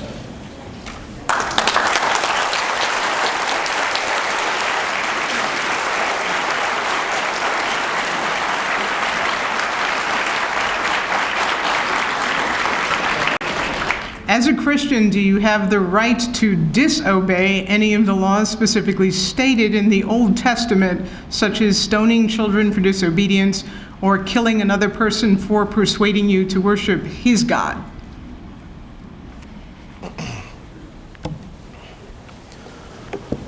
The New Testament is the standard of morality for Christians today, by the way, Mr. Barker.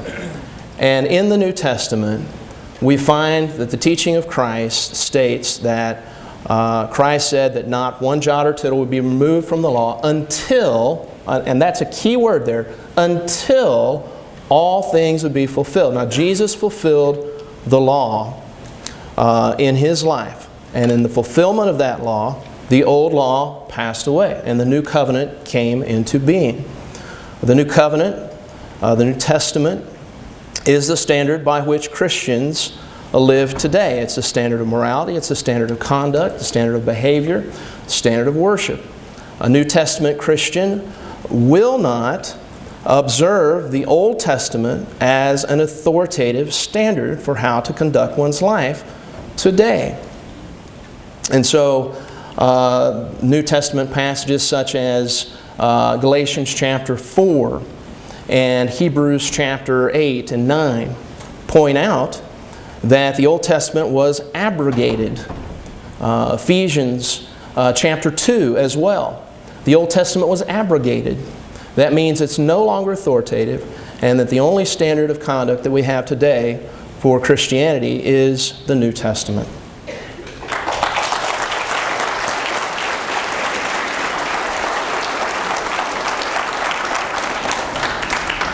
Galatians chapter 4 and following says that Arabs should be cast out. Arabs do not have equal rights. If we were to follow that principle, read it.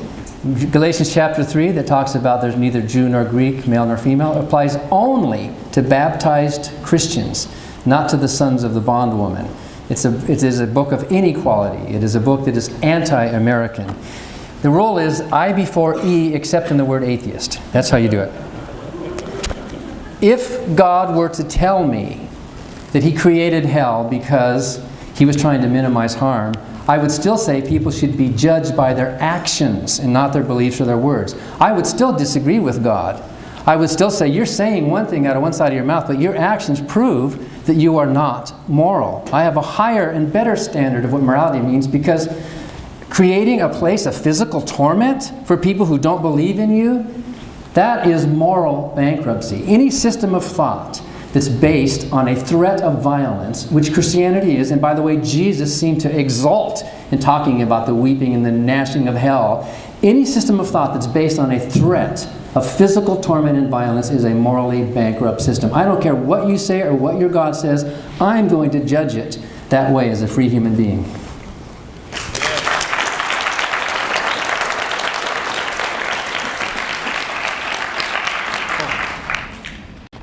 Yes. I have two questions here strike me as similar, and so I'll read both of them. And they're about determining standards. There seems to be a meta level to the questions, though. Not so much what is the standard, but how do we compare different standards, or how would we assess standards? So here's what the two question writers wrote. If God does not exist, how can man determine what is right morally? If we all think differently and have different standards, what standard is right? And the other was, how can anything be good or bad without an objective standard? We don't need a standard. That word standard is this boogeyman word. There can't be a standard. What does the word standard mean? Like a ruler? Or like what? We don't need a standard. What we need is a compass. A compass doesn't tell you how far north or south you are. It just tells you where north and south is, right? Real morality is not based on some standard, some external rule or some codes. When you're trying to decide what to do, should I jump in the river to save that drowning person? Oh, do you have to pull out a list? What's the standard? What should I do? A code of law. What do? There's no standards, there's no code, there's no rules there. We work by principles. And the principle is, as I've said a number of times tonight, if this action results in this amount of harm, and this action results in this amount of harm, I can see, if they're close, it's a real dilemma, right? But if they're not close, you can see by the calculation that, then I'm going to, I want to be a moral person, and I want there to be less harm. And by the way, that is what morality means. If you think morality means something else, then tell us what it means, Kevin.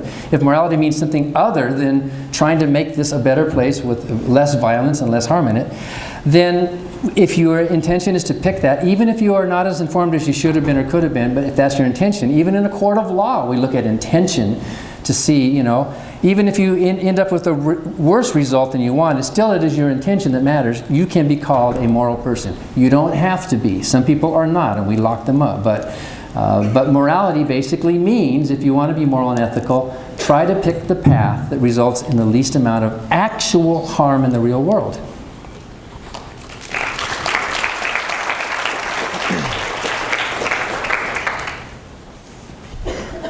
Well, of course, I believe that God exists and that there is an absolute objective moral standard. What is that standard? Well, it's clearly set forth in the New Testament. Thou shalt love the Lord thy God with all thy heart, with all thy soul, with all thy mind, and thou shalt love thy neighbor as thyself. I think that's a pretty good moral standard, Mr. Barker. That is the standard of the New Testament. Love your enemies. Pray for them who persecute you and despitefully use you. We prayed for you this morning, Mr. Barker, and I want to know that I love you, okay?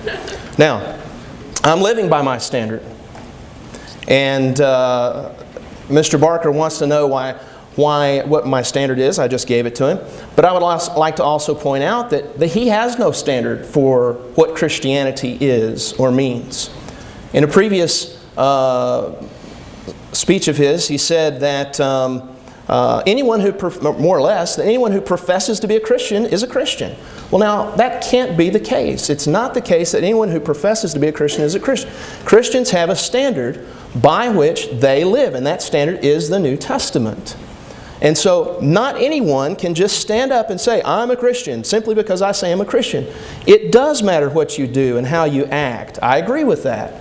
But what also matters are your beliefs. You see, Christianity wants you to have the right beliefs and also have the right actions in your life. Now, Mr. Barker says it doesn't matter what you believe as long as you have the right actions. Well, that's not right. Your beliefs determine your actions. And so we need to have a standard of morality that includes both beliefs, attitudes, and actions.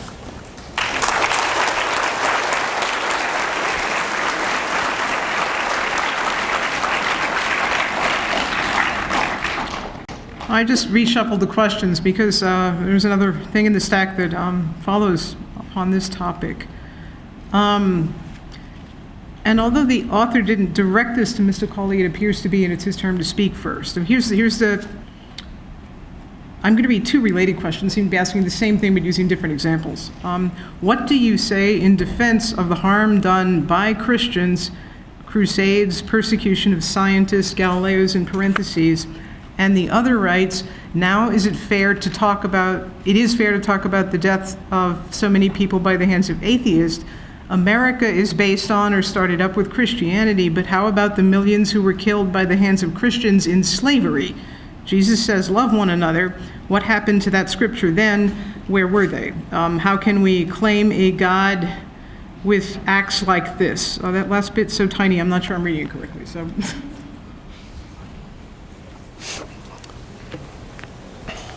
Well, I partially answered that question in the previous question, and that is that not just everyone who professes to be a Christian is a Christian. People who act in the way that the New Testament says you ought to act as a Christian are the ones who are Christians. If someone were to just stand up and say, "I'm a Christian," and start blasting away, that's no indication that that person is truly a Christian. Christianity is not simply about somebody saying, "I'm a Christian," and that's all that there is to it. No, that's not right. If that's the case, then anyone could be a Christian in the sense that they just said, "I'm a Christian." Well, that can't be right. If I were to get up and say right now, "I'm an atheist," does that make me an atheist simply because I say it? Well, of course not. There's got to be some kind of standard of behavior by which you can judge someone to be a Christian or not a Christian. Now, in that regard, part of the question was, how can you say God is a just God who did all these things? And isn't God just some kind of cosmic sadist like Mr. Barker makes him out to be? The answer to that question is no. The Bible teaches that God does not take the pleasure in the death of the wicked. Ezekiel chapter 18, verse 32. The Bible also says that God desires all men to be saved and come to a knowledge of the truth. 1 Timothy 2:4. It says that God is not willing that any should perish, but that all should come to repentance. 2 Peter 3:9. If anyone is lost, then God does not want you to be lost. He does not want you to go to hell, despite the fact that you say He does. He does not. But if anyone is lost, it will be due to his own choices, his own decisions, and his own beliefs. Romans 6 verse 23 says, "The wages of sin is death." Death is what is paid to someone for what they do in this life. Jonah 2:8, notice this, "They that observe lying vanities forsake their own mercy." God extends mercy. He wants people... Okay. Thank you very much.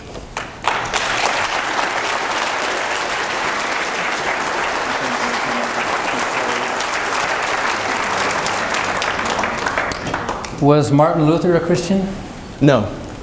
No. Was John Calvin a Christian? No. Interesting.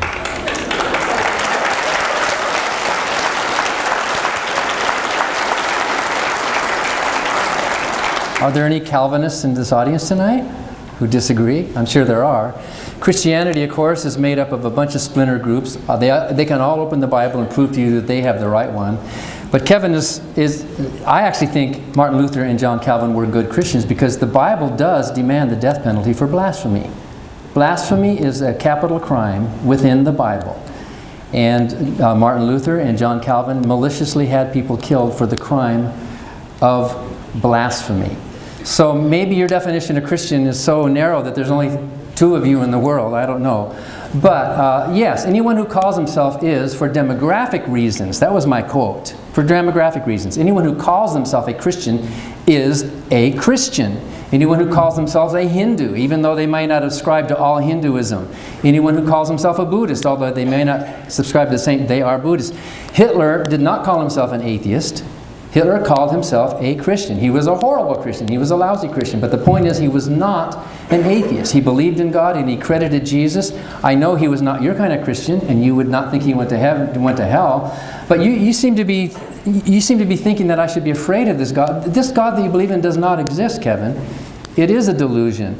There's no evidence for this God. There's no argument for this God. There's no good definition of this God. There's no agreement about this God.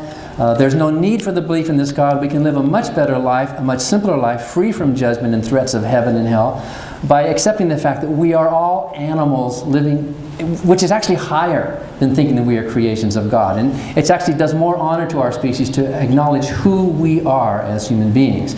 So let's argue about God. That's a different debate. But I think I could show you very good reason why we should not even think such a being exists. And if he did exist, why we should not respect or admire that creature.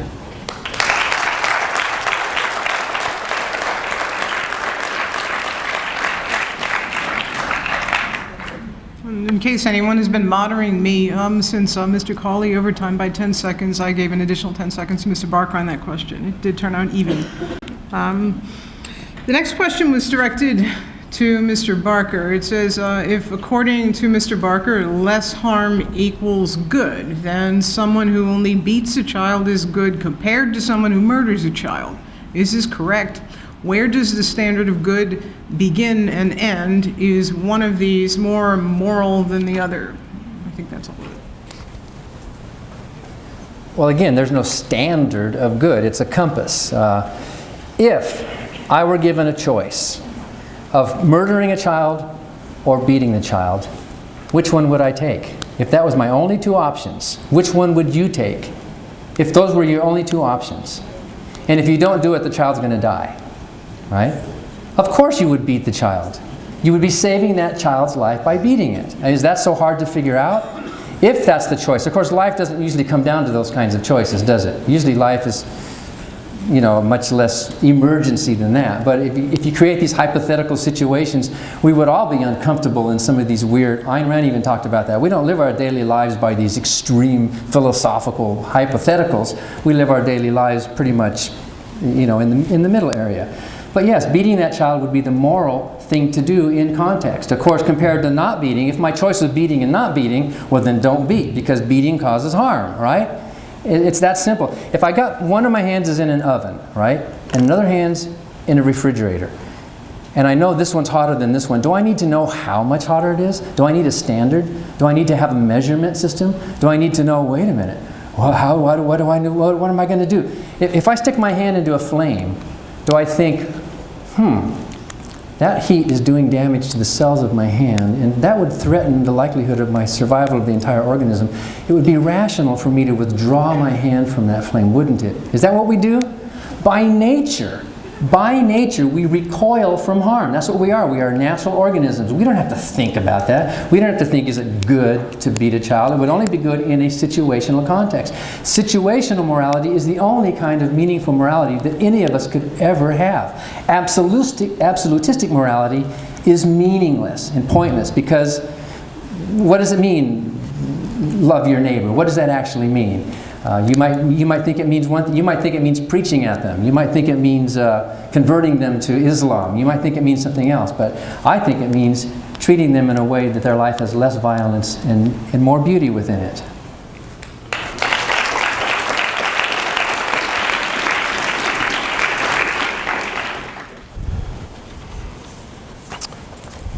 Well, I believe that loving God and loving our neighbor is the standard of morality, and that the New Testament elucidates those two things. On these two things hang all the commandments. Paul would say in Romans chapter 12 that it's based upon those two major commandments, and then everything else has to funnel back into loving God and loving our neighbor.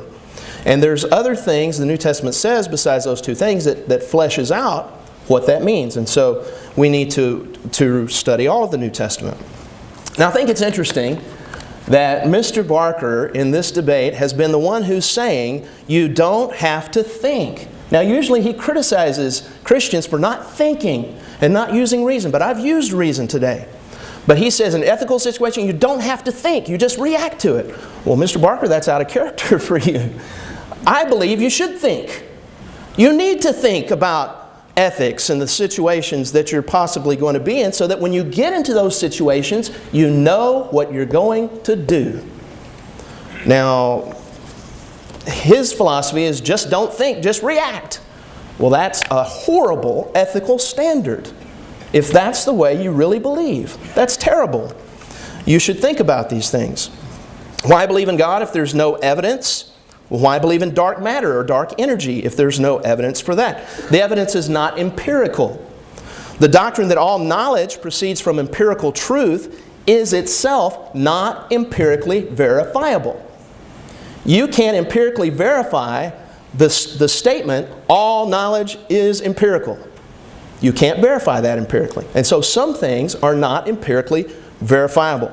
So if not all knowledge is empirically verifiable, the question of God is a legitimate pursuit. Mr. Barker?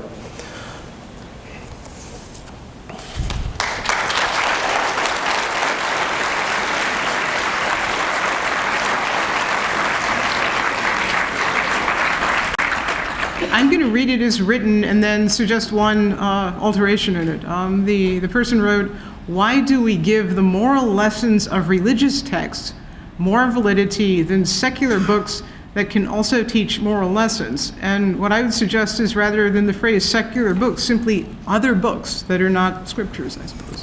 I think that has something to do with our species being kind of a premature species. Because we stood upright, the pelvis got smaller, our brains got bigger. We had to be born a lot earlier than a lot of species. They get up and they run off into the forest, right? But we can't do that. In order for us to survive, we had to be born really, really premature. Imagine a 1-year-old being left out in the forest, right? So we need parental control during those early years. We need that.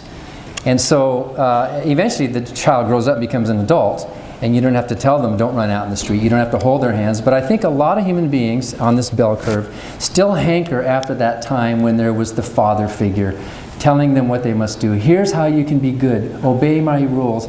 A lot of people don't want to fully grow up and think for themselves and make their own decisions. And by the way, I've never said we shouldn't think for ourselves. It's only when the time is short, like when that baby was falling, there was no time to deliberate. So these holy books by these religions serve the place of a kind of a father figure for a lot of people, because they still haven't matured to the place. And I don't think most true believing Christians have fully matured to the ethical place where they are able to think for themselves and make these rational decisions. They still need that father figure telling them, don't run out in the street, don't say that, don't do that, here's how to be good, and I'll give you a reward if you do that. And so there's still a hankering after that. Dawkins makes that argument in one of his books. There's still a hankering after needing something out there to which we can hang our star, some absolute thing out there. Now I know how to be good because this daddy tells me to. So historically, at least in the last 10, 12,000 years, religion has served one of those purposes for those individuals who don't want to grow up and become full humanistic, moral human beings. And so I think that attraction for holy books and religion is going to be with us for a long time. And since they ruled the world, by the way, that was known as the Dark Ages when religion ruled the world, we're stuck with holy books for quite a while.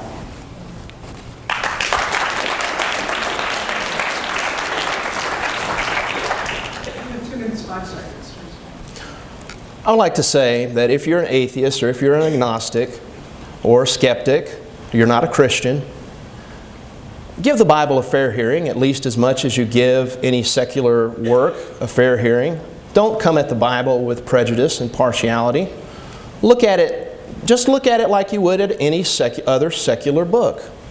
And read it and see what it has to say. And if you decide you don't want to believe it, I think you should. I think it's a good ethical standard. But if you decide you don't want to believe it, then that is your choice. And God gives you that choice. Now, some like to say that religion was just invented for some psychological purposes, just to help people get through life, make them feel better about things, have daddy holding their hand. I don't think that a mature Christian holds that view of religion and Christianity. The fact of the matter is that mature Christians do what they do out of the ethical standard of love. Love your neighbor as yourself. Love your enemies. They believe in being good for goodness' sake. They just simply define goodness as God. Now, the Bible says that pure religion and undefiled before God and the Father is this. Notice this. To visit the fatherless and widows in their afflictions, and to keep himself unspotted from the world. True religion is about helping others. True religion is about moral purity. True religion is about glorifying God. Now, these are not feel-goods. These are not feel-good goals, because personal sacrifices and suffering are necessarily involved in order to accomplish these things.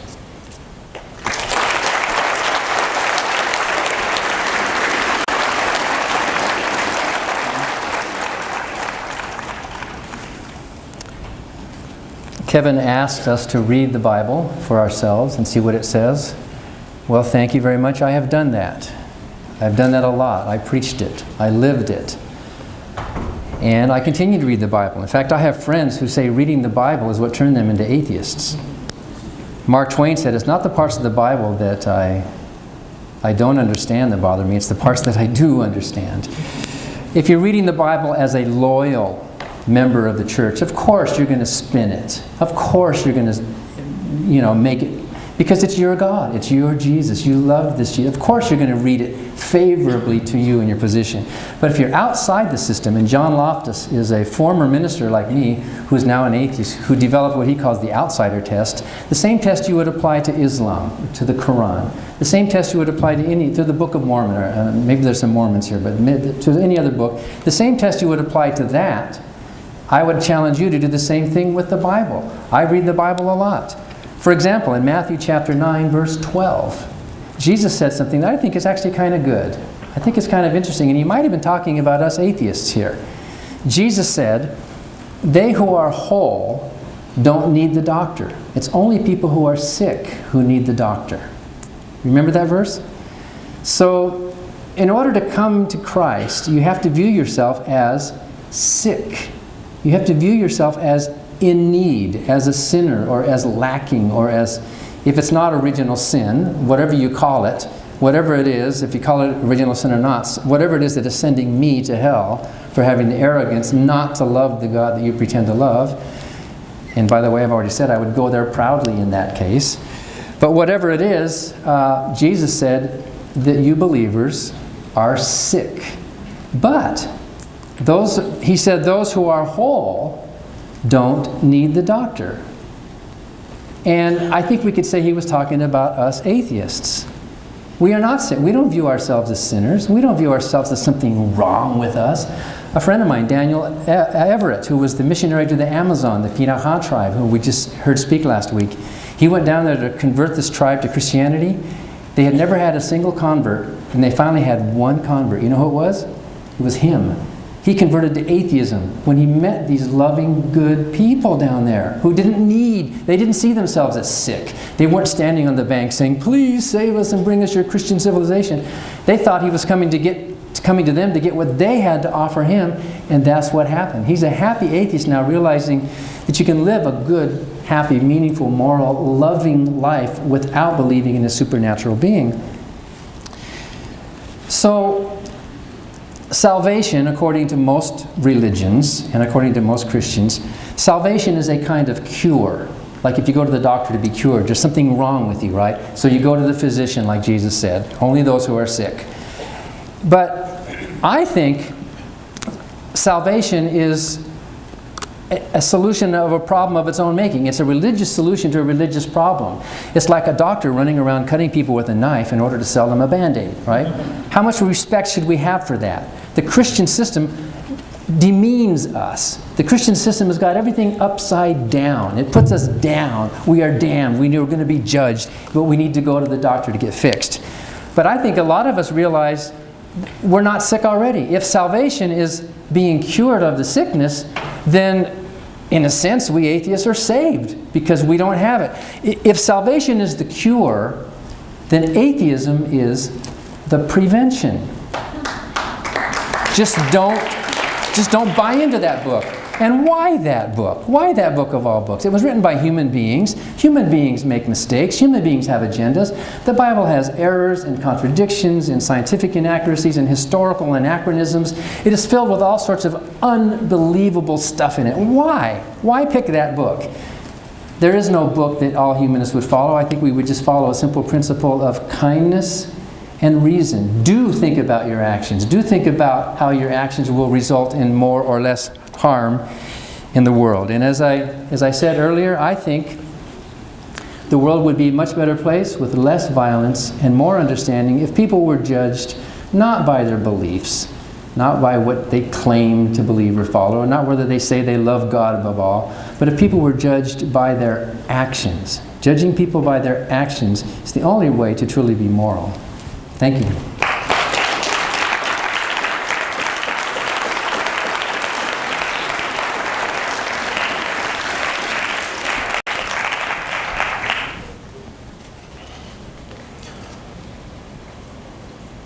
C.S. Lewis was a man who once thought he was an atheist, and then, because of the evidence,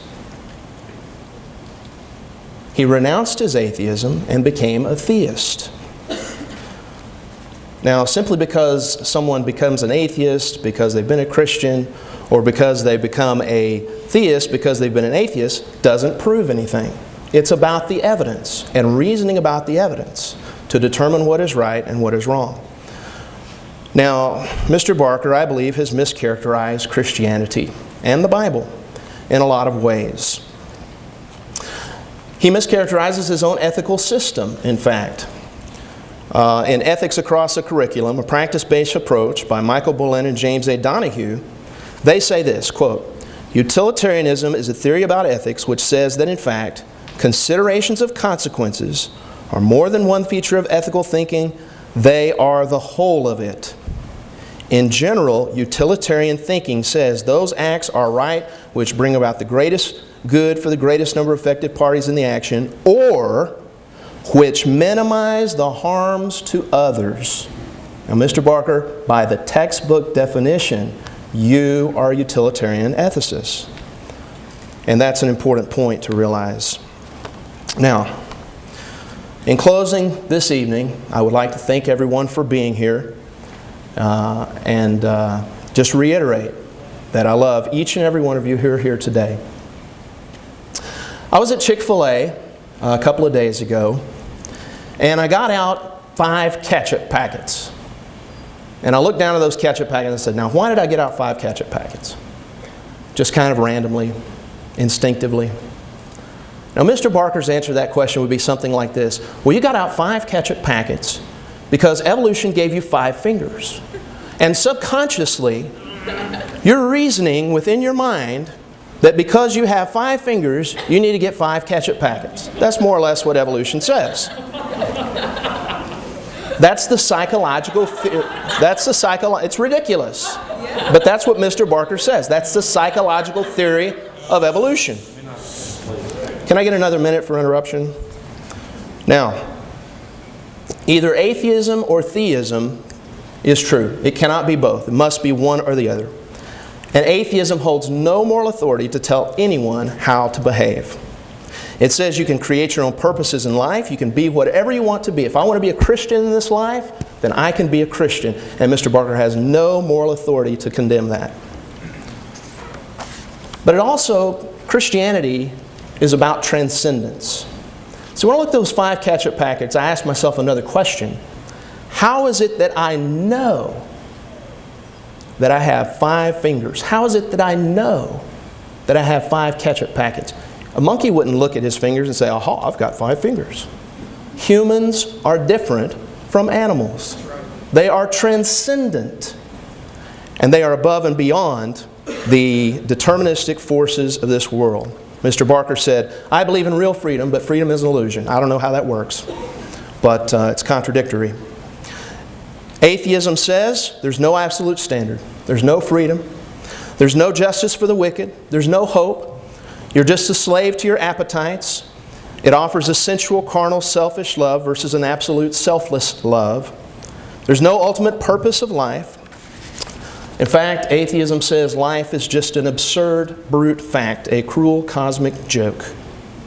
Christianity teaches that life proceeded from an infinite being of life who created human persons in His image. It is atheism that is irrational. Madeline Bunting, associate editor of The Guardian, wrote, there's an underlying anxiety that atheistic humanism has failed. Over the 20th century, atheist political regimes racked up an appalling record for violence. Atheistic humanism hasn't generated a compelling popular narrative and ethic of what it is to be human in our place in the cosmos.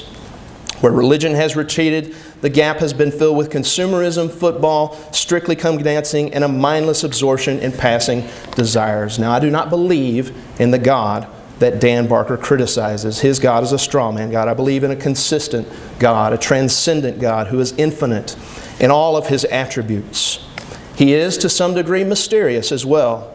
These are just part of His ways, but how little a portion is heard of Him. God is not going to act unjustly. But I tell you that in closing, you can live a good life as a Christian.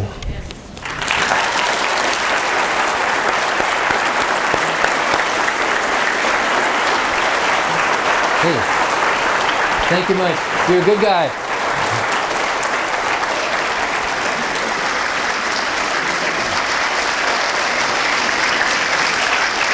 just have a few closing thanks. I'd like to thank you, the audience, for your attention and for more good questions than we could possibly use in the allotted time.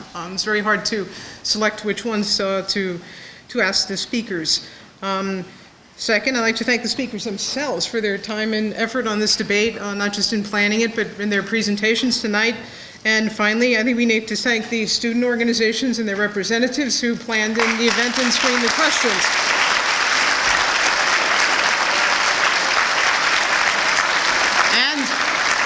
And even with such pointed and sharp disagreements as we've seen today, I would like to point out two areas of agreement. Mr. Collie and Mr. Barker are both avid musicians, I understand.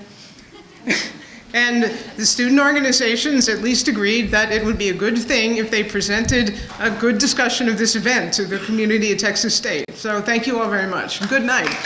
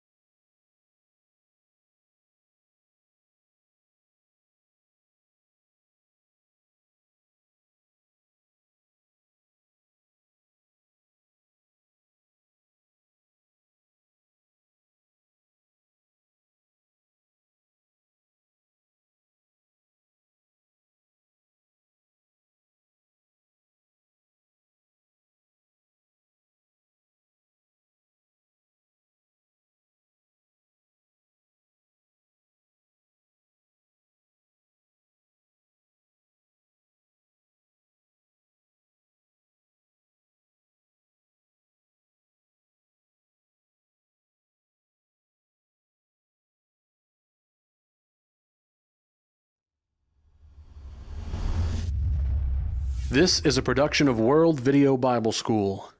To God be the glory.